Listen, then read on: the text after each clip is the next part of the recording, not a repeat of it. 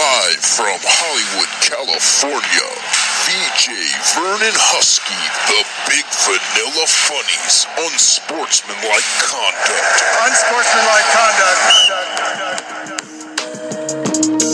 Yeah. Y'all already know what it is. Top of the morning. What's good, man? Beautiful sunny day out here in Los Angeles, California. Welcome everybody listening to VJ's Unsportsmanlike Conduct. I am your host, VJ Vernon Husky, the Big Vanilla Funny, a.k.a. VJ right, that's because he always think he is, a.k.a. Mr. 8515, the Vanilla Shack, the Blue-Eyed Barkley, the Creamy Kobe, VH Top Talk Boy, Mr. Never Shut Up, the Big Vanilla Color Card, because I got a deck of them joints, and sometimes somebody's got to deal them out. I am your Vanilla Vegas dealer that will deal them cards out sometime. Explosive show for you guys today. And when I say explosive, I don't mean firecrackers. When I say explosive, I don't mean a Dr. Dre track, which is actually a very, very good track. It's actually one of my favorite tracks at all. Like, Nate Dogg has, like, the best hook in the world that he's ever written, that anybody's ever written on a rap track, is when Nate Dogg is on Explosive. All my real G's getting bit jiggy. Whatever the word. Okay. All right, whatever. I was going to try to rap for y'all, but I don't even know if y'all deserve that today. Listen, Magic Johnson, LA Lakers saga, Genie Buzz, Kobe telling somebody to keep his name out of his mouth. We got reports all over the place. We got damage control. We'll talk about the NBA Finals. Set the tip off tomorrow night between the defending champions going for a 3-peat, 4 out of the last 5. Golden State Warriors taking on Kawhi Leonard and Drake and company and the Toronto Raptors. Well, I think it's going to be a great series. I think that series is going to be a really good series. I think it's going to be much better if the Bucks would have gotten there. I never had the Bucks anyway. I picked the Raptors on this show right here at VJ's Unsportsmanlike Conduct, live on Spreaker.com. Also, don't forget to catch us podcasted later on iHeartRadio. We'll talk about the finals. We'll talk about some NBA draft combine stuff. I'll give you 2 players, maybe 3, that nobody is talking about that's going to move up in this draft and is going to make a major impact for their franchises while we're all just looking at what I like to call the highlight players. And we know their names. I don't need to say it because all you guys will do is just call me a hater anyway. Not all of you. A lot of you show me real professional and sports talk love, but you always got those out there that's like, oh, you're hating. It's like, no, I'm just looking at what's going on. I'm just telling you, I'm not failing the eye test. I'm just telling you what I see. I got 2 great special guests today, 2 NBA experts, and I don't like to use the word expert a lot, but these 2 gentlemen are experts. We got Rashad Phillips coming in. Rashad Phillips has been on Fox Sports 1, stationed out of Orlando, does a lot of things. He actually University of Detroit's all-time leading scorer. So I'm bringing you guys somebody that has played the game, been around the game, been in the game, and is still in the game today. We'll talk about some of his hot takes and some of the things that he's predicted early in the year, last year, that has come to fruition. And then also we have NBA scout and one of the lead trainers for the pre-draft combine in the NBA, Mr. Tom Perkins, from hoopsummit.com. And he's doing big things out here. He's been on the show before. We'll bring them in a little later. In about 20 minutes, we'll start with the guests. I want to start today's show my opening rant. You guys know I always give you guys an opening rant. I want to start today by talking about how my grandmother used to always tell me, it's not what you say and what you do. It's how you say it and how you do it. A lot of times in sports, I think we get caught up in what we think an athlete is off the court. I think we get caught up a lot of times in championships. We get caught up in a lot of times in commercials. We get caught up a lot of times in endorsement. We get caught up a lot of times in smiles. And when the camera's on, everything looks good. And the laughter of a guy or a lady. The image of a guy or a lady. When you're in Hollywood and you're out here in Los Angeles like I am, and you're not just in sports and you're doing all types of things, whether it be film, acting, web series, short film, feature film, stand-up comedy at all the top clubs, opening for some of the biggest comedians in the world, meeting some of the biggest comedians in the world, mingling on different radio shows, on different platforms, not just sports, entertainment, politics, social issues, whatever. You get a better view and a different real view of what a lot of celebrities are really like. I've always said that I'll never love another human being more than I love myself. Maybe my children and my wife kind of fits in there, but you got to love yourself more. Because you got to be able to love yourself to take care of people. You can't love yourself till you can love somebody else. Can't love somebody else, till you can love yourself. A lot of times I think we overly love athletes. I've always felt like that. I've had to peel back myself on that. Whether it was Isaiah Thomas, whether it was Charles Woodson, whether it was Rasheed Wallace, whether it was anybody that's put on a Pistons uniform, a Dolphin uniform, Dan Marino, Kobe Bryant's my guy. At some point, you have to take yourself out of that realm and look at things evenly across the board. Humans put their pants on one leg at a time. I don't know anybody that can just jump in a pair of pants with 2 feet and 2 legs. If I cut you, you bleed red. I bleed red. We all bleed red. We all have a heart. We all have a brain. We all got kidneys. Someone. We all got lungs. We all got intestines. We all got veins and arteries and capillaries. I'm giving you guys some of my. You guys feeling my medical terms right now? But it's not always about what you do and what you say. It's how you do it and how you say it. And how the Lakers have run for the last 7 to 8 years has been just really, really bad. Really, really bad. Let's just come out and say it. Really, really bad. I know I'm in LA. I know I'm supposed to be some type of homer because I'm out here. I'm not. I got friends back east that's like, man, you give the Lakers a hard time. You out there in LA, so. Man, you give the Dodgers a hard time. You're out there in LA. So, I'm not from here. I moved here. And I don't have an affiliation with the network. I don't have an affiliation with the newspaper. I don't have to be a homer. I'm nobody's gopher. Go here, go there, go to this press conference, go to this press conference, go to this social event, stand in the crowd and take a video and post it of the local coach talking at the school or talking at the convention. I'm not attached to that. I don't have to do that. I'm independent. VJ Entertainment LLC runs on its own. I run it. I started it. I'm an official LLC. Matter of fact, speaking of which, I just got a letter the other day. I'm supposed to file something. I got to get my assistant on. My wife's my I got to get my assistant on. I'm supposed to file something. I done forgot all about the damn thing. I'm just so proud to have an LLC and own my own thing, own my own platform, own my own show. I just forget things like that. But the Lakers have been run like a Goodwill store. And I know about Goodwill stores because I've worked at a Goodwill store. It is a madhouse. And when you look at the name from the outside of a Goodwill store, you think, wow, here's a company that takes donations from people and sells them clothes, furniture, DVDs, coffee makers, rice cookers, waffle makers, stereos, record players, records, albums, DVDs, shoes, shirts, pants, ties, suits, skateboards, basketball, skis, scuba gear, everything, golf clubs, everything you can think of is in a Goodwill store. But when you go inside that Goodwill store and you see how some of the merchandise is beat up, you see how some of the merchandise is abused, you see how some of the employees are mistreated and how some of the employees are abused and how some of the people try to come in there and steal. Who steals from a Goodwill store? It's secondhand clothing. You're basically stealing someone's dirty laundry. They don't watch that stuff. They shake it off. They make sure it's not ripped and torn and buttons missing. They put a price tag on it. They put it on the rack. They roll it out. The associates on the floor put them on the rack. It looks great from the outside. It's a great idea. It's a great image. It's a great logo. You see Goodwill. Think about those words. Good and will. And you put it two of the most powerful positive words and you put them together and you put a store there and everyone can stand on the sidewalk and stand in the street and go, wow, look at that. Look at the Goodwill store. Such a great idea. But you go inside, it's a different story. You go inside, it's a different look. It's a different feel. That's the Los Angeles Lakers right now.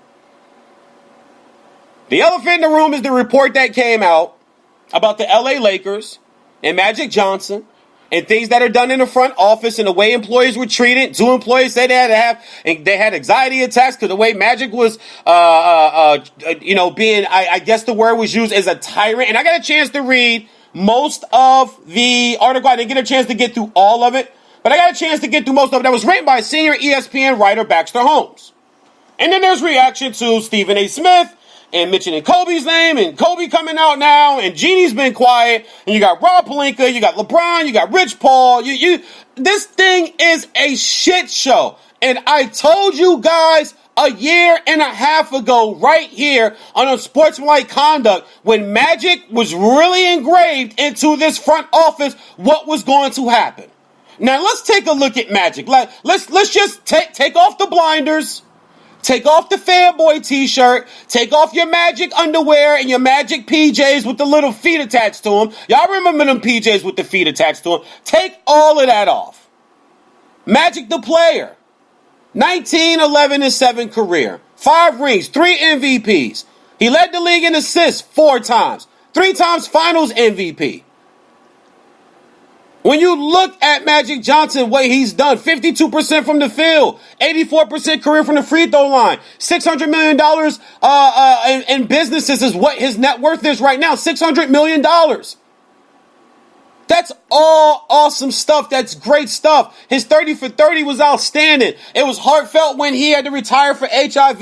And he came back to the All-Star game in Orlando and played and won MVP and had his moment where he hit the threes over everybody and he kissed Isaiah Thomas and he got the standing ovation from the crowd and he got to play with the Dream Team.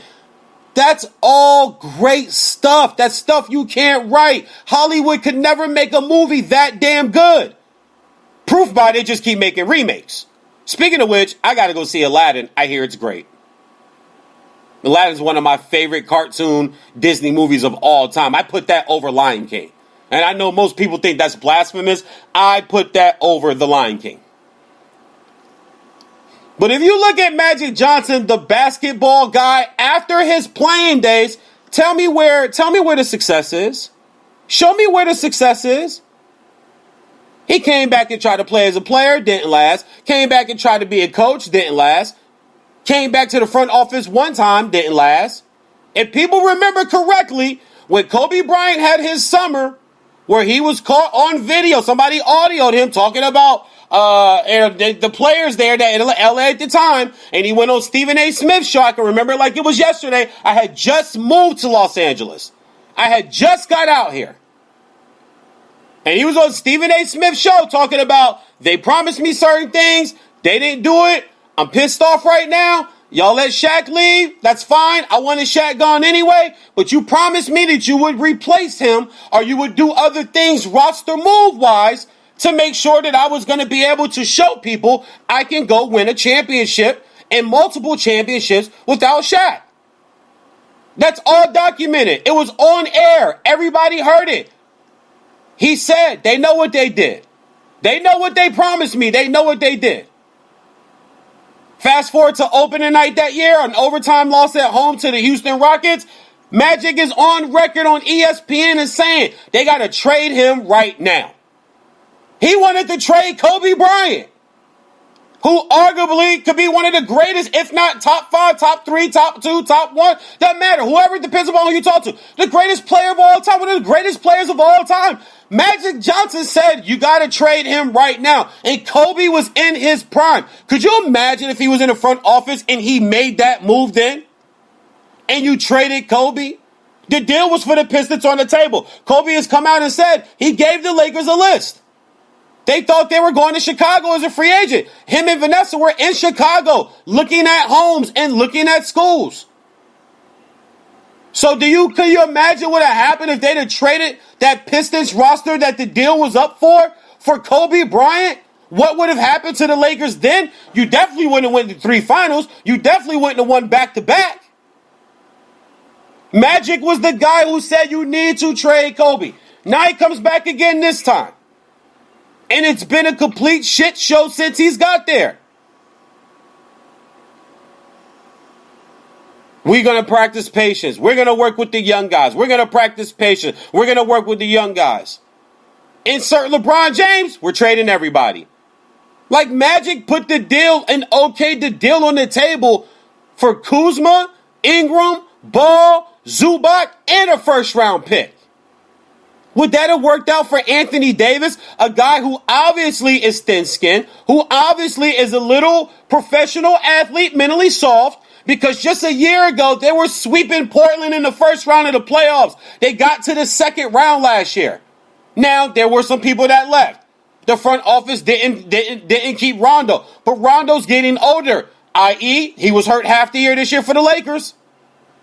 Why? Age, wear and tear.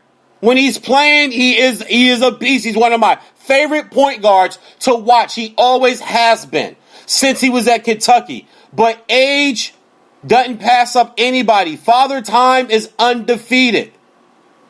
And it started to catch up. The front office looked at it and said, you want to go sign a one-year deal with LA? Okay. We got Drew Holiday. We have Julius Randle. Things didn't work out to start the season. He starts to throw a pout and hissy fit, fires his agent, hires Rich Paul from Clutch Sports, and we all know the rest of the story from there. Would that have worked out if you'd have got rid of all of those players in the fourth and the Lakers are sitting with the fourth pick? You wouldn't have that pick. New Orleans would have 1 and 4 already. We wouldn't even be having all this what if, which I hate. I can't stand. What if they get? What if they get? What if they get? I talk about facts. I talk about what's going on, what's happened. All these Clipper fans. What if we sign 2 max? You're not getting 2 max, and if you get 2 max, you're not getting the top 2 max. You're not even getting 1 and 3. It's not happening. It's still the Clipper brand. I don't care who's there. I don't care what kind of money's there. I don't care who's coaching there. It's still the brand. You don't need LA to be successful in the business of branding and marketing yourself. You can do it from everywhere in the world. I myself started this radio show sitting on an air mattress on a Hewlett-Packard computer in a 1-bedroom apartment in Bristol, Connecticut. And it's grown to 19,000 listens. 15 countries, 25 states. I didn't have to come to LA to do that. The internet and social media allows you to grow your brand. I can leave LA and I can still travel around the country and do stand-up in clubs. I can still fly to Atlanta to film. I can still fly to LA to film. I can still fly to New Orleans to film. You don't have to be in a certain area. Now, if you want to be in LA so you can live the LA lifestyle and all the parties every night and all the functions and things of that nature, different story. Then I ask, what's your focus? We know LeBron's not here to win championships. He'll take it if it comes. But you came here to a dysfunctional franchise that was dysfunctional when you got here. He brings his baggage with him, alienates his team halfway through the season. I don't care whether you like the guy, don't like the guy, or hate him or love him or any athlete. You cannot alienate your team to the point where night after night we're watching you sit at one end of the bench and the rest of your teammates are away from you. They don't even want to talk to you. They don't want to be around you. People can say what they want to say about Kyrie, but Kyrie said, I'm out. He said, I'm done. I'm out. I'm gone. Things haven't worked out yet for them in Boston, but he wanted away from that. He wanted away from the circus. So you add LeBron to the circus already. You have Genie. You have Rob Pelinka. And now you have this Magic story and this 22-page report and article where at least up to 24 former and current employees, from staffers from the front office to the suites down to cubicle employees, were all talked to. You're telling me they're all lying? And I'm not trying to indict Magic Johnson. What I'm saying is, you can be tough on people. You can be a hard manager. You can be a hard boss, but it's how you do things and it's the way you do things. I mean, I'm not doubting Magic as a player and and what he's done. The guy's a 12-time All-Star. He's 10-time All-NBA. He's 5th time in assists. He's 5th all-time in assists. He has like over 10,000 assists. He's done his thing. He had the Magic Johnson Theaters. He had the Magic Johnson Fridays. He had the Magic Johnson 24-hour fitnesses out here. I've gone to play ball at them. They're beautiful. The courts are all painted purple and gold. The walls are purple and gold. It says Magic 24 on the wall. You feel like you're part of something really cool. Magic Johnson was the definition of NBA cool in the 80s. And he had to run against the Celtics and Bird and Parrish and McHale and DJ. And then he had his run-in with the Pistons and Isaiah and Dumars. And then he had his finals appearance against Mike. Left, came back. Left, came back. Left, came back. And this last time, left, didn't tell anybody. Held an impromptu interview about leaving, and then on top of all of that proceeded to throw the organization that he claims, and I'm just saying claim like he doesn't, that he doesn't love the organization, but he says he does, but he totally threw him under the bus on the way out the door. Magic's talking out of both sides of his mouth. Nobody just wants to be real and admit it. You can't talk about how Rob Pelinka this, Rob Pelinka that, Rob Pelinka this, but I'll still be there for you. If I break up with a young lady, we're broken up. We may have had some good times, but the good times didn't outweigh the bad times. That's why I walked out the door, or that's why you walked out the door. I'd be hard-pressed to be lying to you if I told you I would tell her, but I'm still here for you. No, I don't like you. You got an attitude. You talk smart. You don't respect me. You don't appreciate what I do. You don't appreciate what I bring to the table, bring to this relationship. Why am I still going to come back and be there for you? Magic's trying to play both sides, guys. That's just what it is. That's just the facts. The fact of the matter is Magic is simply trying to play both sides. And I don't rock with that. Pick a side. You're either pissed or you're not. As far as all the allegations and all the accusations go, listen. I get there's tough managers. I get there's tough bosses, as I just said a second ago. But it's about how you do it. If you got employees saying I had two employees say it caused me to have anxiety attacks. Now, most people will say, oh, well, that's soft. They're soft. Well, but it's still causing anxiety attacks, regardless of whether you think they're soft or not. The fact is there's still a cause and an effect from the cause. There's still something there. Where there's smoke, there's fire. I can remember being at my mother's house for Thanksgiving back home in Virginia visiting with my then girlfriend, now wife. We're getting ready on Black Friday to start to have leftovers. We're eating leftovers. The women are going to go out shopping. Me, my brothers, my cousins, we're going to hang back, watch the college games on one big screen. And we was going to play some PlayStation 3, play some 2K, some Madden, whatever on the other big screen in my mom's big furnace-style, theater-style basement for the day. That's what we were going to do. We have the TV on in the kitchen. Dun-dun-dun, dun-dun-dun. We see the SUV. Tiger Woods has been in a car accident. They show the SUV, the back glass is smashed out. I immediately turned to my family and said, there's more in that story. From that moment, my wife can back it, my family can back, my cousins, my friends that were there. We had a house full of people. They all looked at me and said, oh, well, let it play out, V. I said, yeah, I'm going to let it play out. But trust me, there's more there. How the hell the back window get smashed up? And he had an accident in the community he lives in. Something happened at home. That's easy to decipher. That's easy to pick through. And look what we found out. Look what we found out. Look what come of it. This country used to, and I'm not calling Magic Tiger, and I'm not calling Magic OJ, but let's get real. At one point, OJ could do no wrong in people's eyes. Those are the facts, people. Those are the facts. I'm not an OJ guy. I wasn't an OJ guy before the incident back in 92, 93, whatever year it was. I wasn't an OJ, or 93, 94. I wasn't an OJ guy then. I knew who he was. My dad was a Jim Brown guy. I heard about Jim Brown all the time. I heard about Jim Brown and Muhammad Ali. I heard about OJ a little. My dad didn't pom-pom push for OJ. But as time went on, you started to see how he could do no wrong. He talked out both sides of his mouth. There was nothing that anybody could do or say to about OJ that would stick. Because he had that smile. He was a businessman. He was out here in LA. He lived in Westwood. And a certain demographic of people loved him to death. Story breaks about Nicole Simpson. And I'm not even talking about just that, because I like to leave that part of it alone. We know what that is. We know what he did. Whether people want to admit it or not, we know what happened. Back then, we were blinded by race. We were blinded by Johnny Cochran's defense. But we know what happened. But think about everything else that we have now learned and found out about OJ over the years.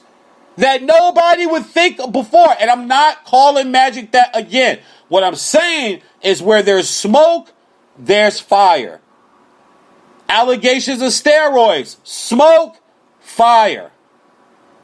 Allegations of players don't want to be somewhere. Oh, I'm happy here. I don't want to be here. But there's this long-ass report of people we've spoke to and talked to that said, you've been bickering with the coach all year. You've missed practice. You've been late. We've heard this before, Allen Iverson. We just heard this with Jimmy Butler in Minnesota.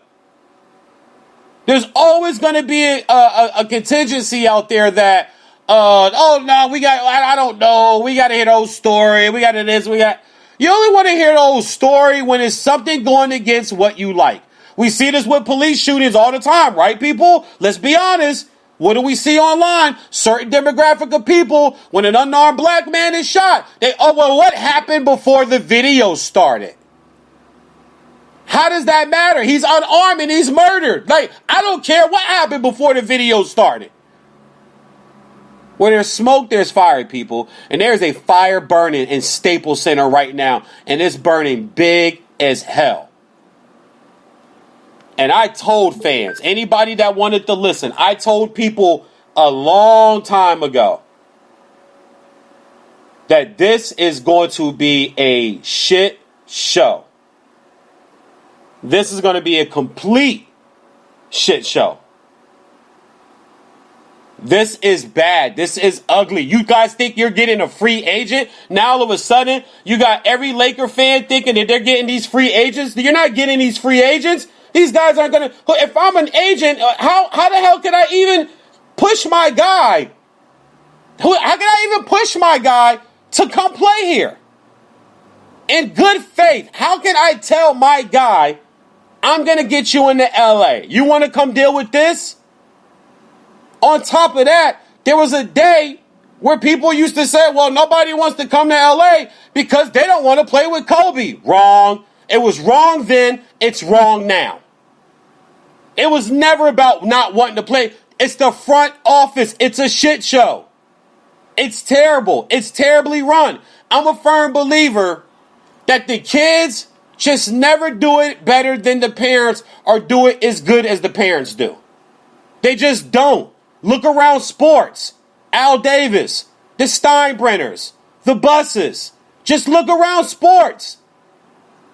Especially when the parents, the dad in most cases, have set this standard of winning. Look at the Steelers.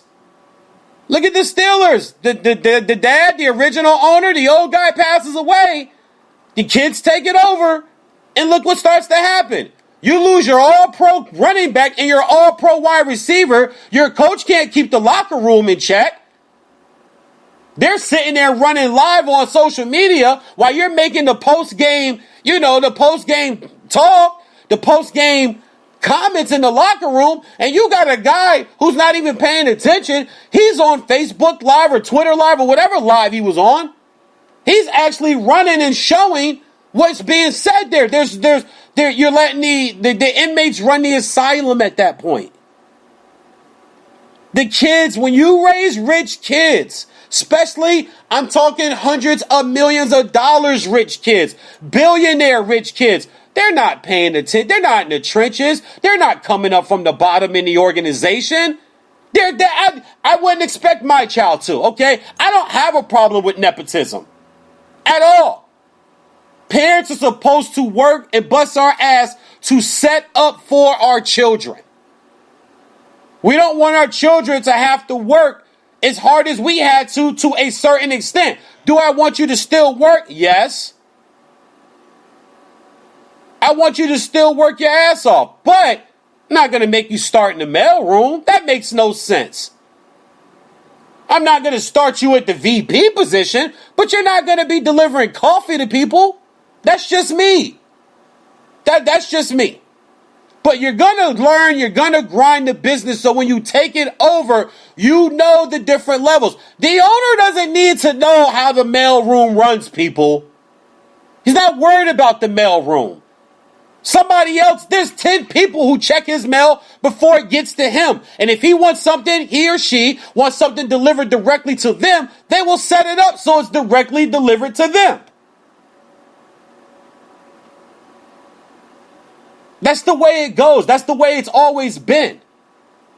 The kids who kind of get the cars, and they get the Porsches and the Ferraris and the Teslas, and they get to hang out with their other 19 and 20 and 21 and 22-year-old friends, and everybody's rich and having fun. You're not in the trenches. You're not on free agent visits.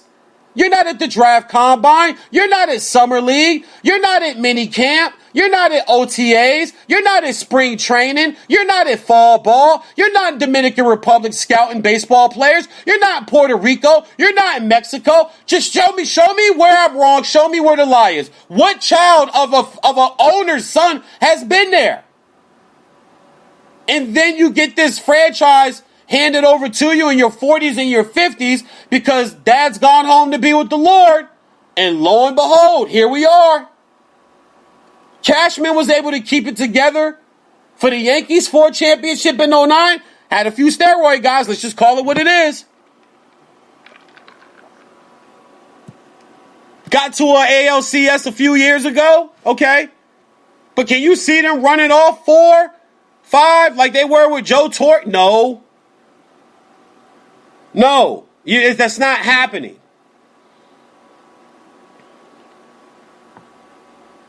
The kids will never run it like the parents do, or the parents did. I've had people on this show tell me some really dope stories about 2 and 3 and 4 a.m. in the VIP, at the Forum Club at the Forum with the great late Dr. Jerry Buss.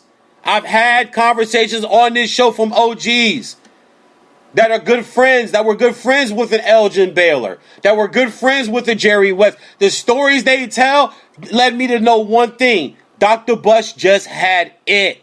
He had the it factor. It was more than dancing girls and celebrities. He had that it factor that made everybody want to work hard, that made everybody want to compete, and it made everybody shoot for the main goal as an organization, and that's to hang banners. That's not there anymore. You can love Magic Johnson as a player, but obviously I'm pretty sure Dr. Buss was tough too. You're telling me he was a pushover? You're telling me he was a pancake? You're telling me Jerry West and Mitch Kupchak were pancakes and pushovers? You're telling me they weren't tough? Andrew Buckholz from ESPN.com put out an article today where he is blasting Stephen A. Smith, where Stephen A. Smith pretty much took off his journalism hat, and I'm not a journalist. I don't claim to be a journalist. I don't tell people I'm a journalist. I'm not part of the media. I had to get on somebody yesterday about telling me I'm trying to be I'm not trying to be shit, dog. I am who I am. I'm VJ Vernon Husky. I'm an actor. I'm a director. I'm a comedian. I'm a sports talk show host. I'm a CEO of my own of LLC. I'm not trying to be anything. I know who I am. I don't have a hat to put on and take off. I'm independent. I get on there. I state my opinion. I don't get personal. I try to keep personal people out, personal issues, family, things of that nature. I don't like talking about that stuff. That's none of my business. I don't have a hat to put on or take off. But there are some senior writers that feel like that Stephen A. Smith decided to take off his journalism hat yesterday. And it just kind of feels like the suck up is on. The vacuum session's on. Magic is powerful, people. Powerful. When you are powerful, you can make and shake and move things in LA that a lot of people just will never understand. They just won't. Regardless of what you tell them, regardless of what they see, regardless of how they feel, trust me, they just won't understand. This is an underworld type city. It always has been. I've learned that on the Hollywood side. On the Hollywood side, the acting side, it's underworld, man. It's as underworld as you would believe and that you could ever imagine. And when people have power, they can make things look and appear and shake and move the way other people can't. And we come from a zombie society. We believe anything that we want to believe for somebody that we like. It's always been that way. Whether you're a Jordan fan or a Brady fan or a Montana fan, like you're not going to believe Brady's an ass. You're not going to believe Brady's arrogant if you like him. Or if you like him, you defend him by saying, well, he wins. He's got 6 rings, he wins. Jordan was arrogant too, he wins. Which I totally agree with. Very rarely do you get a superstar, a megastar, who seems to win all the time. Who doesn't have a little ego. Who doesn't have a little swag to him. That's rare. That's super rare. In today's society, are you kidding me? With 24/7 news access and social media opinion access 24/7? Guys, ego plays in it. Just look at sports talk TV, sports talk radio. Just look around.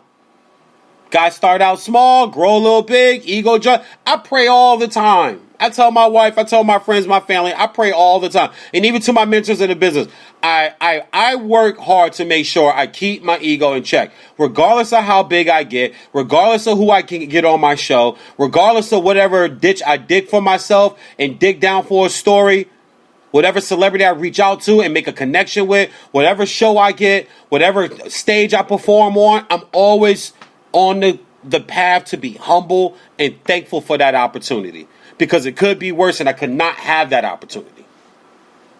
But I get it's hard. But to act like that, it's so far-fetched and it's not there, it's ridiculous. I've never lived in a more homer town in my life than Los Angeles. Los Angeles is a city where when the Lakers sucked 2-3 years ago and the Clippers were going to the second round, I swear, there were diehard Laker fans that I personally know that would come up to me and be like, hey, what about them Clippers, V? And I'm like, whoa. Record scratch? Excuse me? What about the Clippers? Oh, I mean, I'm a Laker, but it's all LA. This is such a homer town. Whether it's the Kings or the Ducks, Angels or the Dodgers, Lakers or the Clippers. I know some diehard Laker fans that'll never go that route, but trust me, I also know a handful that was real quick to talk about what's up with the Clippers.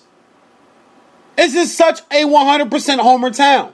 And Magic knows that. That's why Magic can come on TV and do what he did yesterday. And he had people defend. And also, too, for those of you that are saying, oh, well, ESPN reached out to him. It's not damage control, VJ. Wrong. That's not what happened. He was already going to be there. They didn't reach out to him. He could have declined. He didn't have to do it. He could have said, I don't have anything to defend. I didn't do anything. I'm not about to go on TV. Nothing's going to hurt Magic's business. Magic is powerful. Nothing's going to hurt his business. You can't take $600 million away on one article. One article does not take $600 million away.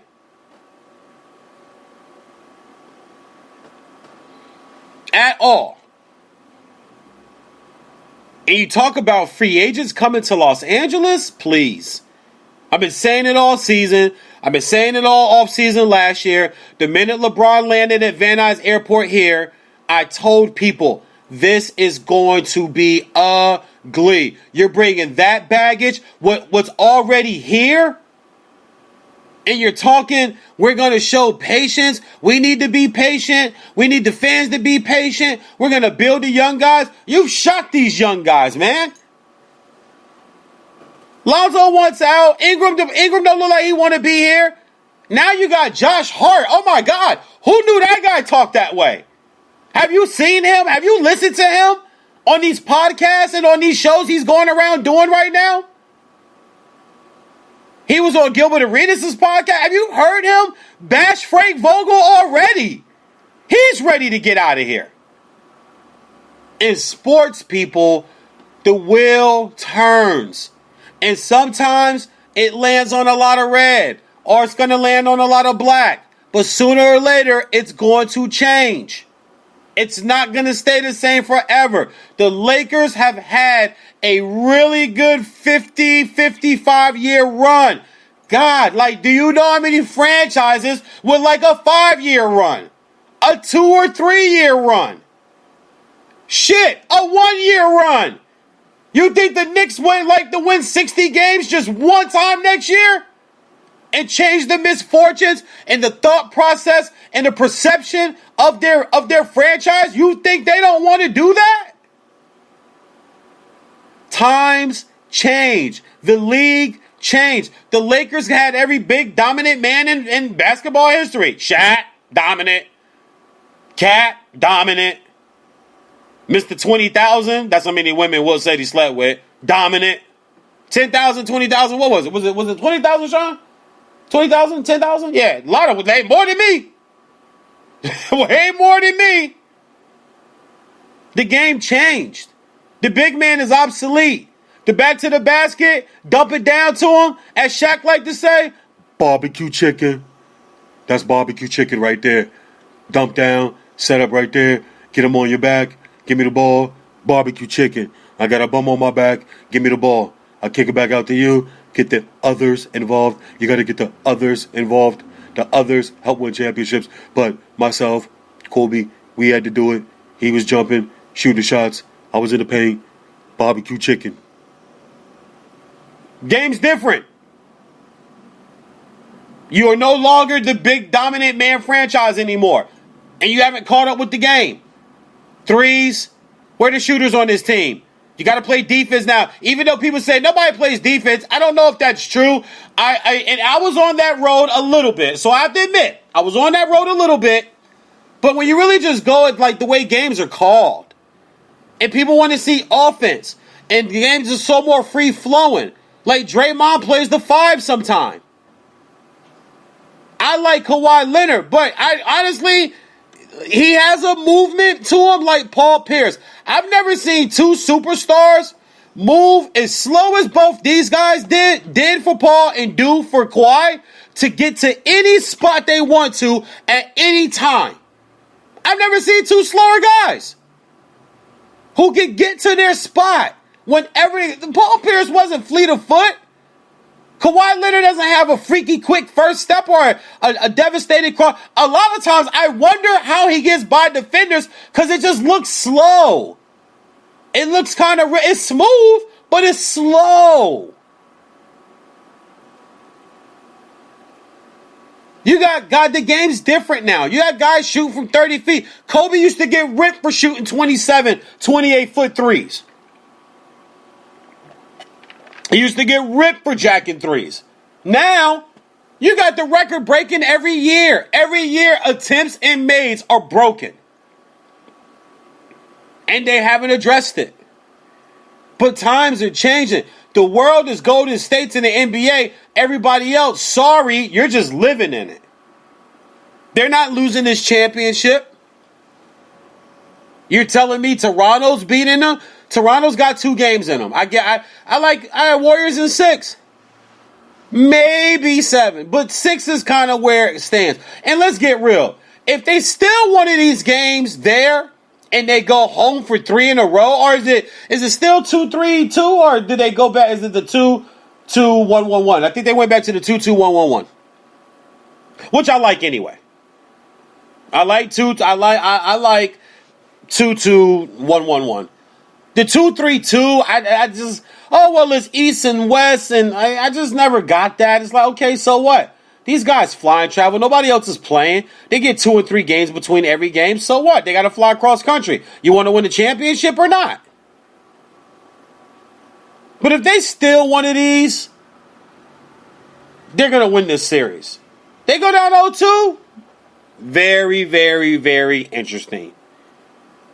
But they're going to definitely steal 1 or 2 games. They've had time off. I know people say they could be a little rusty. We saw that with the Lakers with their 2nd championship against Philly. They have blown through the Western Conference. They swept first round, swept second round, swept the Western Conference Finals, and then lost game 1 at home to AI and Eric Snow and Aaron McKee, Dikembe Mutombo, and Larry Brown at coach. They lost to them at home, if people remember, in overtime. That's when Tyronn Lue got stepped over by AI. Snow hit the running one-hander from the free throw line in overtime to seal the game. The little runner. But the Lakers turned it on. They had 10 days off. Golden State hasn't played in 9 days, I believe it's been. Lakers had 10 off. And I'm not sure if they were rusty. They just got caught at home on one. That's fine. It happens. It happened twice to them. When they lost to the Pistons in 2004, they lost game 1 at home also. And that was coming off of Derek Fisher's .4 shot in the Western Conference Finals against the Spurs. So they didn't have a lot of time off, but they got caught at home on game 1. Same thing can happen to the Toronto Raptors. They can get just caught. You're coming off of a really good series, and then before that was a 7-game series where you needed honestly a 3 bounce on the rim shot from Kawhi to fall to even make it that far, to get out of that round and win that series. And they were down 2-0 and were down in game 3. The Bucks didn't put them away. Bucks weren't going to win that series anyway. Like I said, I had Toronto in 7, but I'll take Toronto in 6. I'll take it, but I had Toronto in 7.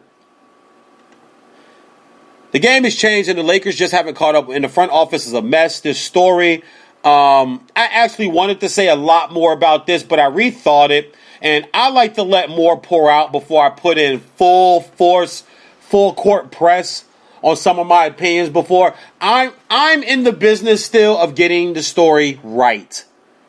We have transferred and we have morphed into getting the story first. I want to see what else comes out of this. I would like to hear from Jeannie. I would like to hear from Pelinka. And no, like, damn Anonymous, if you felt like you were mistreated by Magic, come out. Especially if you don't work there anymore, come out.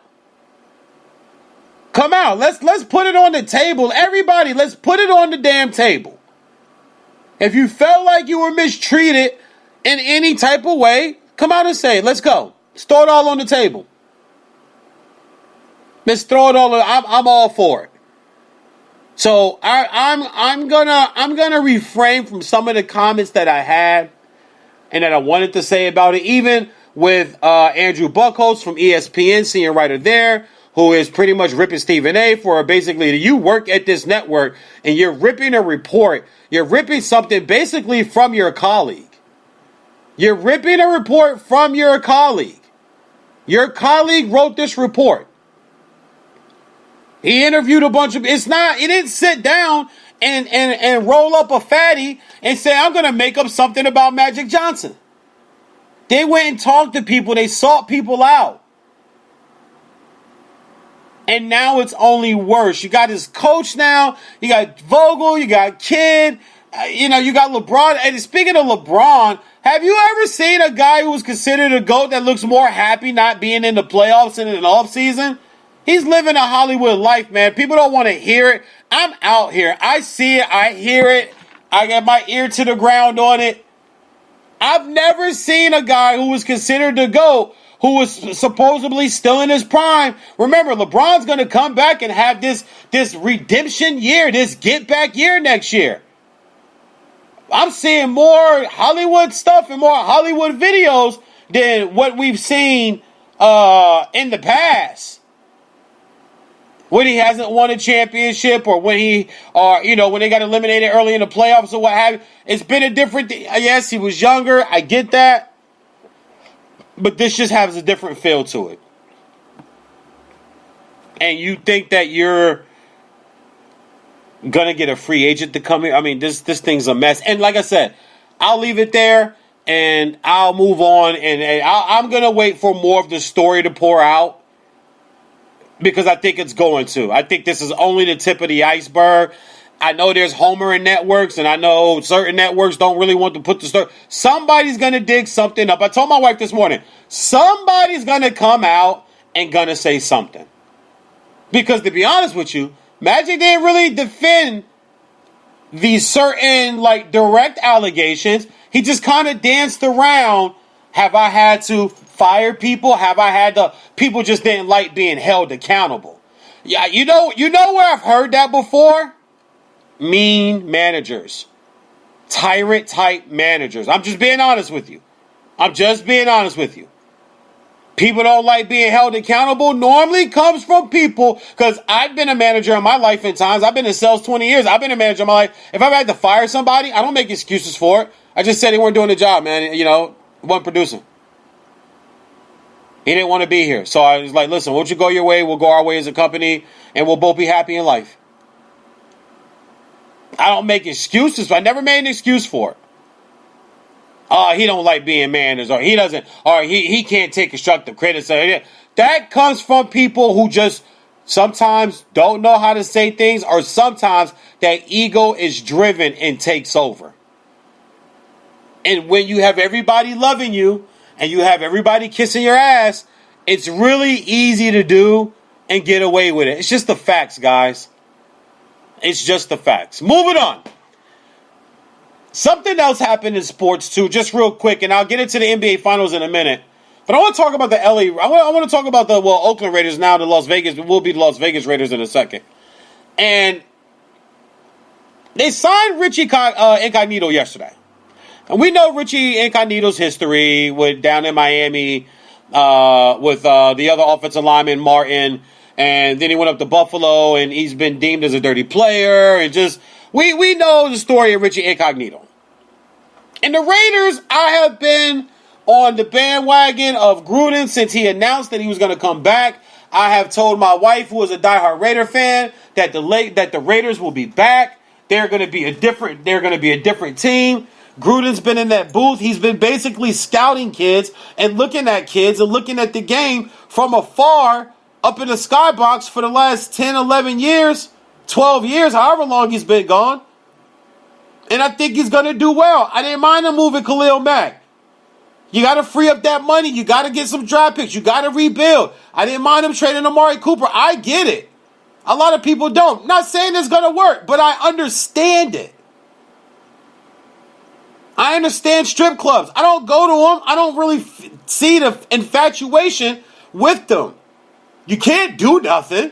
I'm going to sit there and give you my hard-earned money for you to dance nude or partly nude or whatever the case may be in front of me when I got a lovely, voluptuous wife at home that'll do it for me for free? What am I spending money on you for? What am I spending? But I get it, though. I get why men go. And women. I get why they go. I really do. I understand it. I understand the temperature of society. We are a me, sex-driven, corrupt-driven society. That's what America is.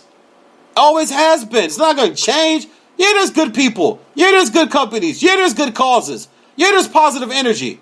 It's a lot of bad, too. A lot of negative. A lot of sex. A lot of violence. A lot of crime. A lot of corruption. A lot. Not a little bit, people. A lot. But I get it. So I get why some people did not agree with the way Gruden was handling the front office moves with the Oakland Raiders. I totally get it. Says you want a different culture. Says we want to bring in a different type of guy.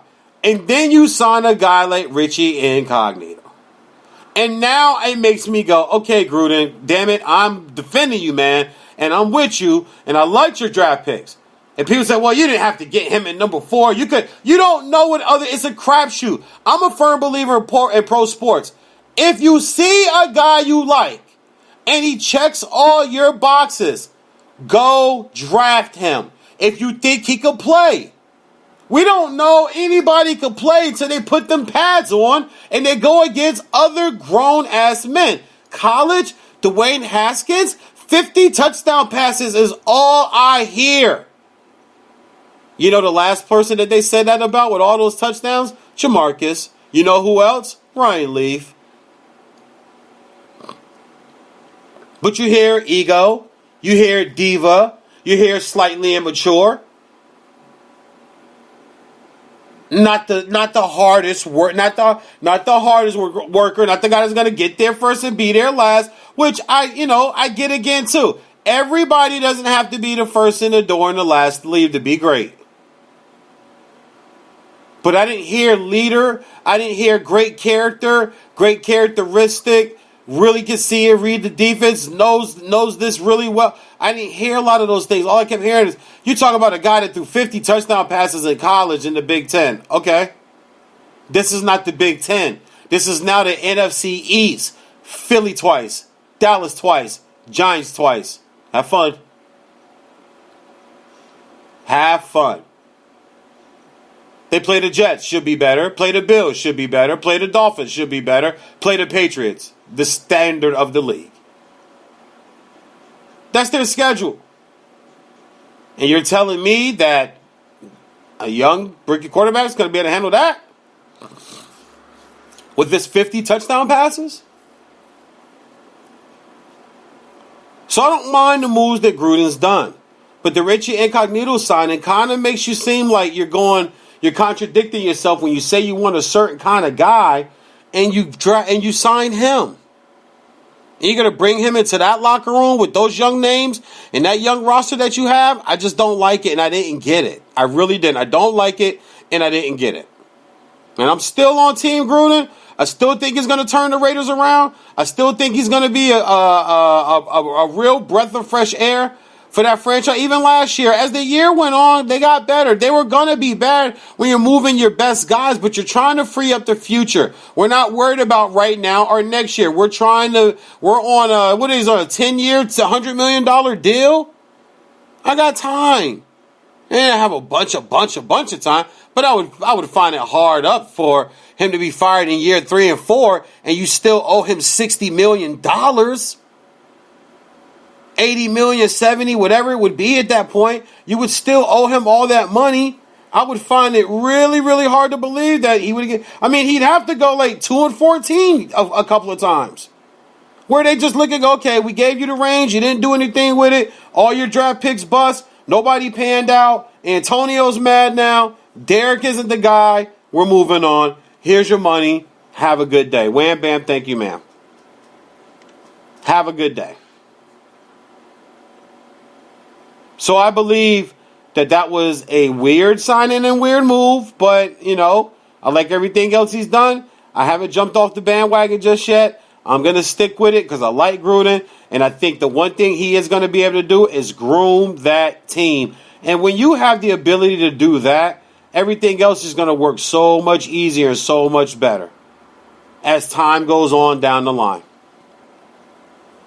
3 of their first 4 draft picks all played in the national championship game. And I don't want to hear, oh, well, that's just one game. Yeah, but that's also the national championship team defending 2-time. Clemson, and then you got Bama, and we already know what Bama is. Like, there's no secret. There's no secret. There's no secret what Alabama is.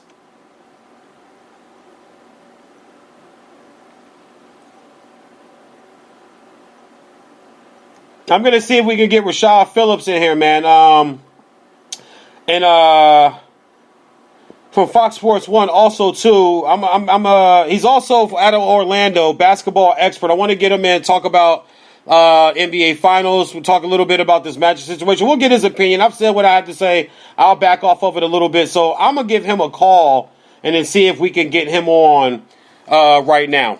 See if we get Rashad Phillips on and see if we can get this going, get this crack-a-lacking here on VJs of Sportsmanlike Conduct. So. I think I got my man Rashad Phillips on right now. Rashad, you there? I'm here. My man. Well, let me give you your proper introduction. Rashad Phillips, out of originally Michigan guy. He is a college basketball NBA prospect guru. He's University of Detroit's all-time leading scorer, 2,319 points. He's also the voice of Sports Talk 2319. He has a point guard All-American and Naismith winner also, too. I call him the Yoda of hoops because, like myself, I like to put out predictions and I stick by them. I don't flop. I don't flip-flop. And I'm man enough and real enough to come back around and admit when I was wrong. I thought O.J. Mayo would be better than Harden. I missed on that. I thought Quincy Carter would be the next round in Cunningham. I missed on that. I thought Sean May would actually have a productive NBA career. I missed on that. I thought D. Brown from Illinois would have a productive career. I thought he was going to be better than Darren Williams. I missed on that. I don't have a problem coming out and saying it. So I respect guys that do the same. But this gentleman right here, man, I mean, he's almost like Kobe in the fourth quarter when it means the most. That's why I think we connected the way we did. He talked about Trae Young, and I was following him back then. I was checking him out back then. He does spot work on Fox Sports 1. He's been on Colin Cowherd. He'll also be out here in Los Angeles in mid-June, where he'll be on The Odd Couple on Fox Sports Radio, where I have been myself with a mentor of mine, Rob Parker, and my fellow Vanilla Bruh, Chris Broussard. So, ladies and gentlemen, welcome Rashad Phillips to the Vanilla Sports Talk Batcave. What's going on, brother? I'm great, man. That was a fantastic introduction. I don't think nobody has ever introduced me like that, man. I appreciate that. I aim for that, dog. My thing is, I love when people say, what an intro. Robbins told me the same thing. Chris, Mike Hill, Eric Dickerson. Everybody's like, hold on, bro. I thought you was talking about somebody else. You was talking about me. Let's get right into it, man. I've been on my rant for the last hour about Magic and the Lakers, and I actually pulled back some of my comments I wanted to say because I'm old school. I'm still, and you'll be able to identify with this because you're in the industry on the semi-journalist side. I don't consider myself a journalist. I never tell people journalist. I don't have journalists on my LinkedIn. I don't have journalists on my business cards. I am not a journalist. I am an independent owner of VJ Entertainment LLC. I am a sports talk show host that's heavy opinionated. So I'm not a journalist. I think you are more in that realm. I'm old school, and I'm still about getting the story right instead of getting it first. So I peeled back what I wanted to really say a lot of things about the Magic and Lakers organization because I believe there's a lot more to come. This is not over by far. Somebody's going to come out and say something else. We haven't heard from Pelinka. We haven't heard from Bus. One of these employees that we're talking to. Somebody's going to come out and say something. So I'll defer to you. My first question to you is when you first heard this report and you first kind of heard all this stuff between Magic and the Lakers, what were your thoughts? Well, time is best friends with the truth. So I just believe over time we'll see what actually happened. And, I'm a huge supporter of Magic Johnson, as a kid watching him play, and he's always been great to me. And I'm a supporter of the Laker franchise as well. And Jimmy Buss is just, it's unfortunate when you see, people at that caliber that can't really see eye to eye or kind of get it going. And I just think that the issue with the Lakers is that you have to start. You got to start hiring people that can actually do the job instead of hiring your friends. And I think that's just a lesson to a lot of people out there that run businesses or what have you, is that you have to hire people that excel at their particular job and in that realm. And when they hired Magic Johnson, for me, I didn't think it was the right hire. I just thought it was more of a newspaper press clipping hire instead of like Magic Johnson is not going to be, he's not going to be in the office watching film. He's not going to be at college games breaking down guys. I just figured he would be more of the face. And I just think the title that they gave him, I just think he didn't want to do that. I agree with you. When it first happened, I remember coming on this show and my own show and many others. I said, this is going to be an ish show. This thing right here, man, this is not good. And I've gone through the career of Magic earlier in the show. 5 rings, 3 MVPs, led the league in assists. He's led the league in steals, 12-time All-Star, the 5th all-time in assists, 3 finals MVPs. We know the resume. But as a basketball player. As a player. But let's get real. Post playing, it hasn't been positive. He's come and gone. And I even brought up the fact that I don't know if people remember the summer where Kobe went on Stephen A. Smith's show and was talking about wanting to trade, and they know what they did. They know what they promised me. They're not sticking up to it. Opening night, they lose an overtime game in Houston. Magic is the first one on ESPN saying they need to trade him. Like, think about if he was running the organization or in the place of power, he would have tried to trade Kobe then. And you would have never gotten back to the finals. You would have never gotten the 3 in a row or in the 2 back-to-back finals that Kobe got. I mean, just front office-wise, let's just get real. He has not done the job. And I don't. The thing is about that, though, I don't blame Magic Johnson. It goes back to what I said in the beginning. Stop hiring people because they have their name has glitter around it. Hire someone who can do the job. And you won't have that issue. I just think that we get so caught up in these names that we want to hire the name instead of actually the person who can do the work. Magic is not concerned with running the Lakers. He's not.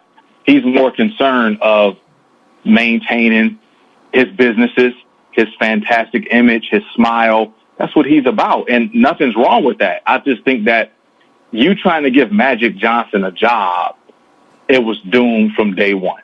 Let Magic Johnson hug people and kiss babies. That's what he's on this earth to do, and that's what he loves to do. Allow him to do that. Don't have him as the president of operations making trades and all that. That's not what he does. That's not who he is. Not who he is.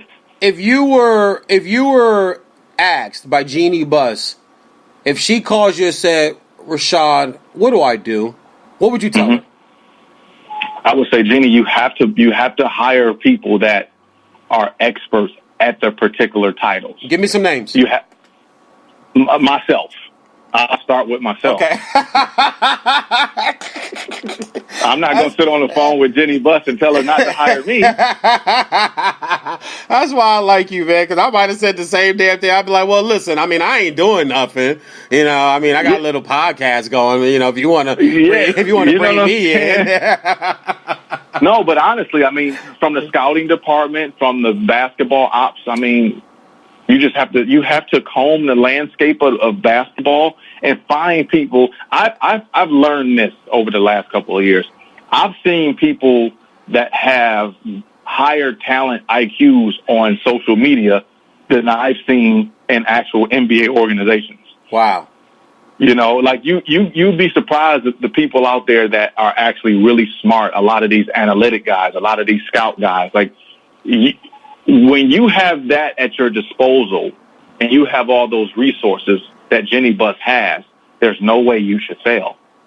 But when you're trying to just hire your friends that's just right around you, then you're eventually it's inevitable what's happened. It's going to implode, and that's what we're watching here. How much? Who's is Jeannie? Does the blame start there? What about Pelinka? How much? I mean, because they did hire Pelinka, the GM. He never had the job before. He was an agent, but like you said, they offered him the job. It's not like he's gonna say no. His main client, Kobe Bryant, is he Mr. Laker. Like, I'm a firm believer. This is Kobe's town. I know people want to say it's Magic's town. Yeah, maybe on the business side, but Laker basketball wise, I feel like Kobe's like neck and neck with him, and because we saw him more recently, that Kobe's that guy right there. So you get Pelinka, who was he was Pelinka's biggest client. You bring Pelinka in. What are your thoughts on Pelinka? Does he kind of need to move on? They need to move on from Pelinka, or do you think he can get this job done? Another not good hire. Okay. You're trying to hire your friends. You're trying to stay linked with Kobe Bryant, so you hire his agent to be a GM. Bad move. Chris Carter was on First Things First this morning, and he threw out Pat Riley.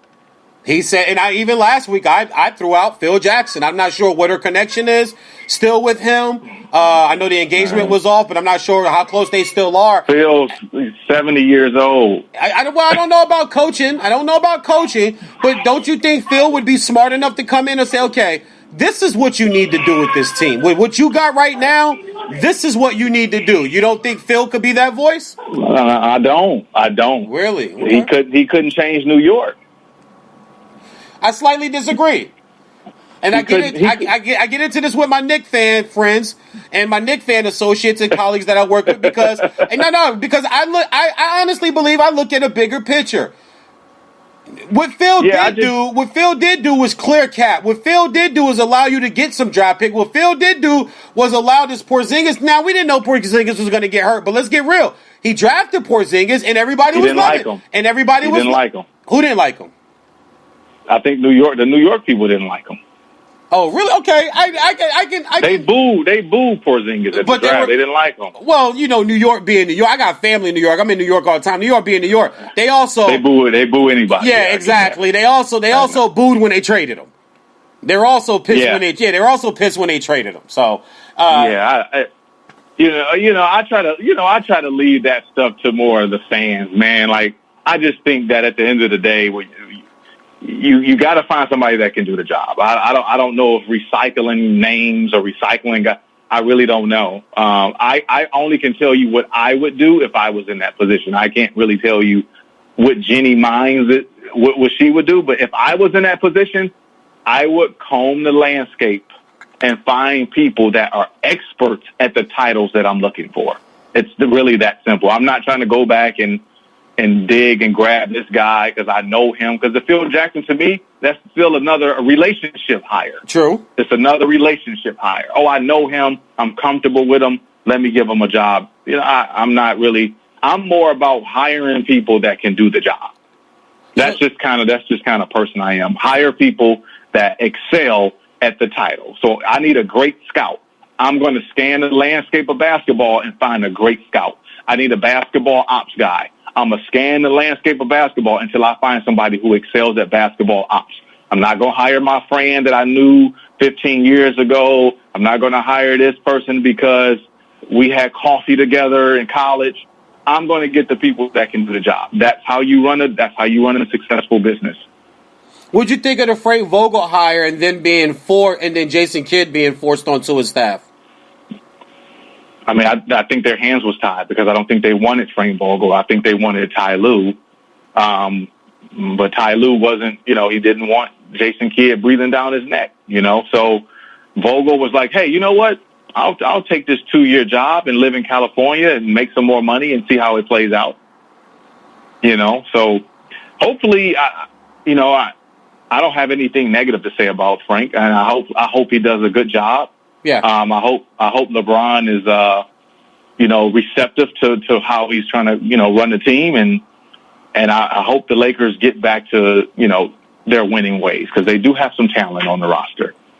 Well, in my stand-up comedy, I always say hope is a white girl from the suburbs that gets to talk to the police how she wants to. So I don't never go on hope. Over or under 82 games for Frank Vogel as the Laker coach. Over or under? I think he lasts the season. I think he lasts the season for sure. Yeah. And I think he goes into the next season. I think he'll make it to like the middle of next season.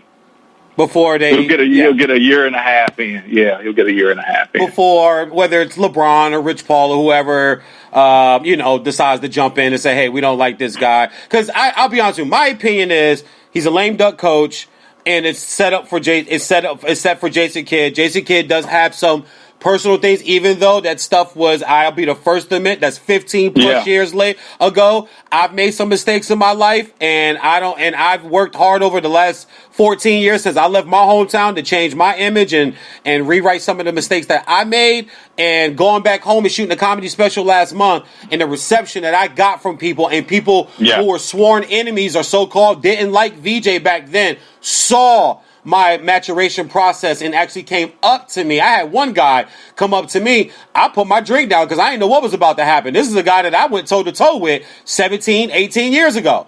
And I was shocked to see him.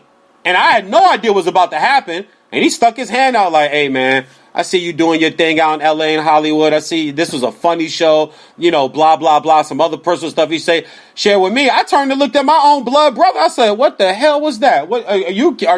I didn't know. He told me, he's like, hey, bro, I was ready to go with you. I was like, I didn't know what was about to happen. So with Jason Kidd, everybody's allowed to grow, man. Everybody's allowed to, to move on from mistakes. And you know the incidents I'm talking about. We don't need to rehash it. But I thought that maybe that was a reason he wasn't given the title head coach. Because my thing is, if you bring him on and you force him on, just offer him the 4-year deal and just make him the coach. But back to Ty Lue real quick.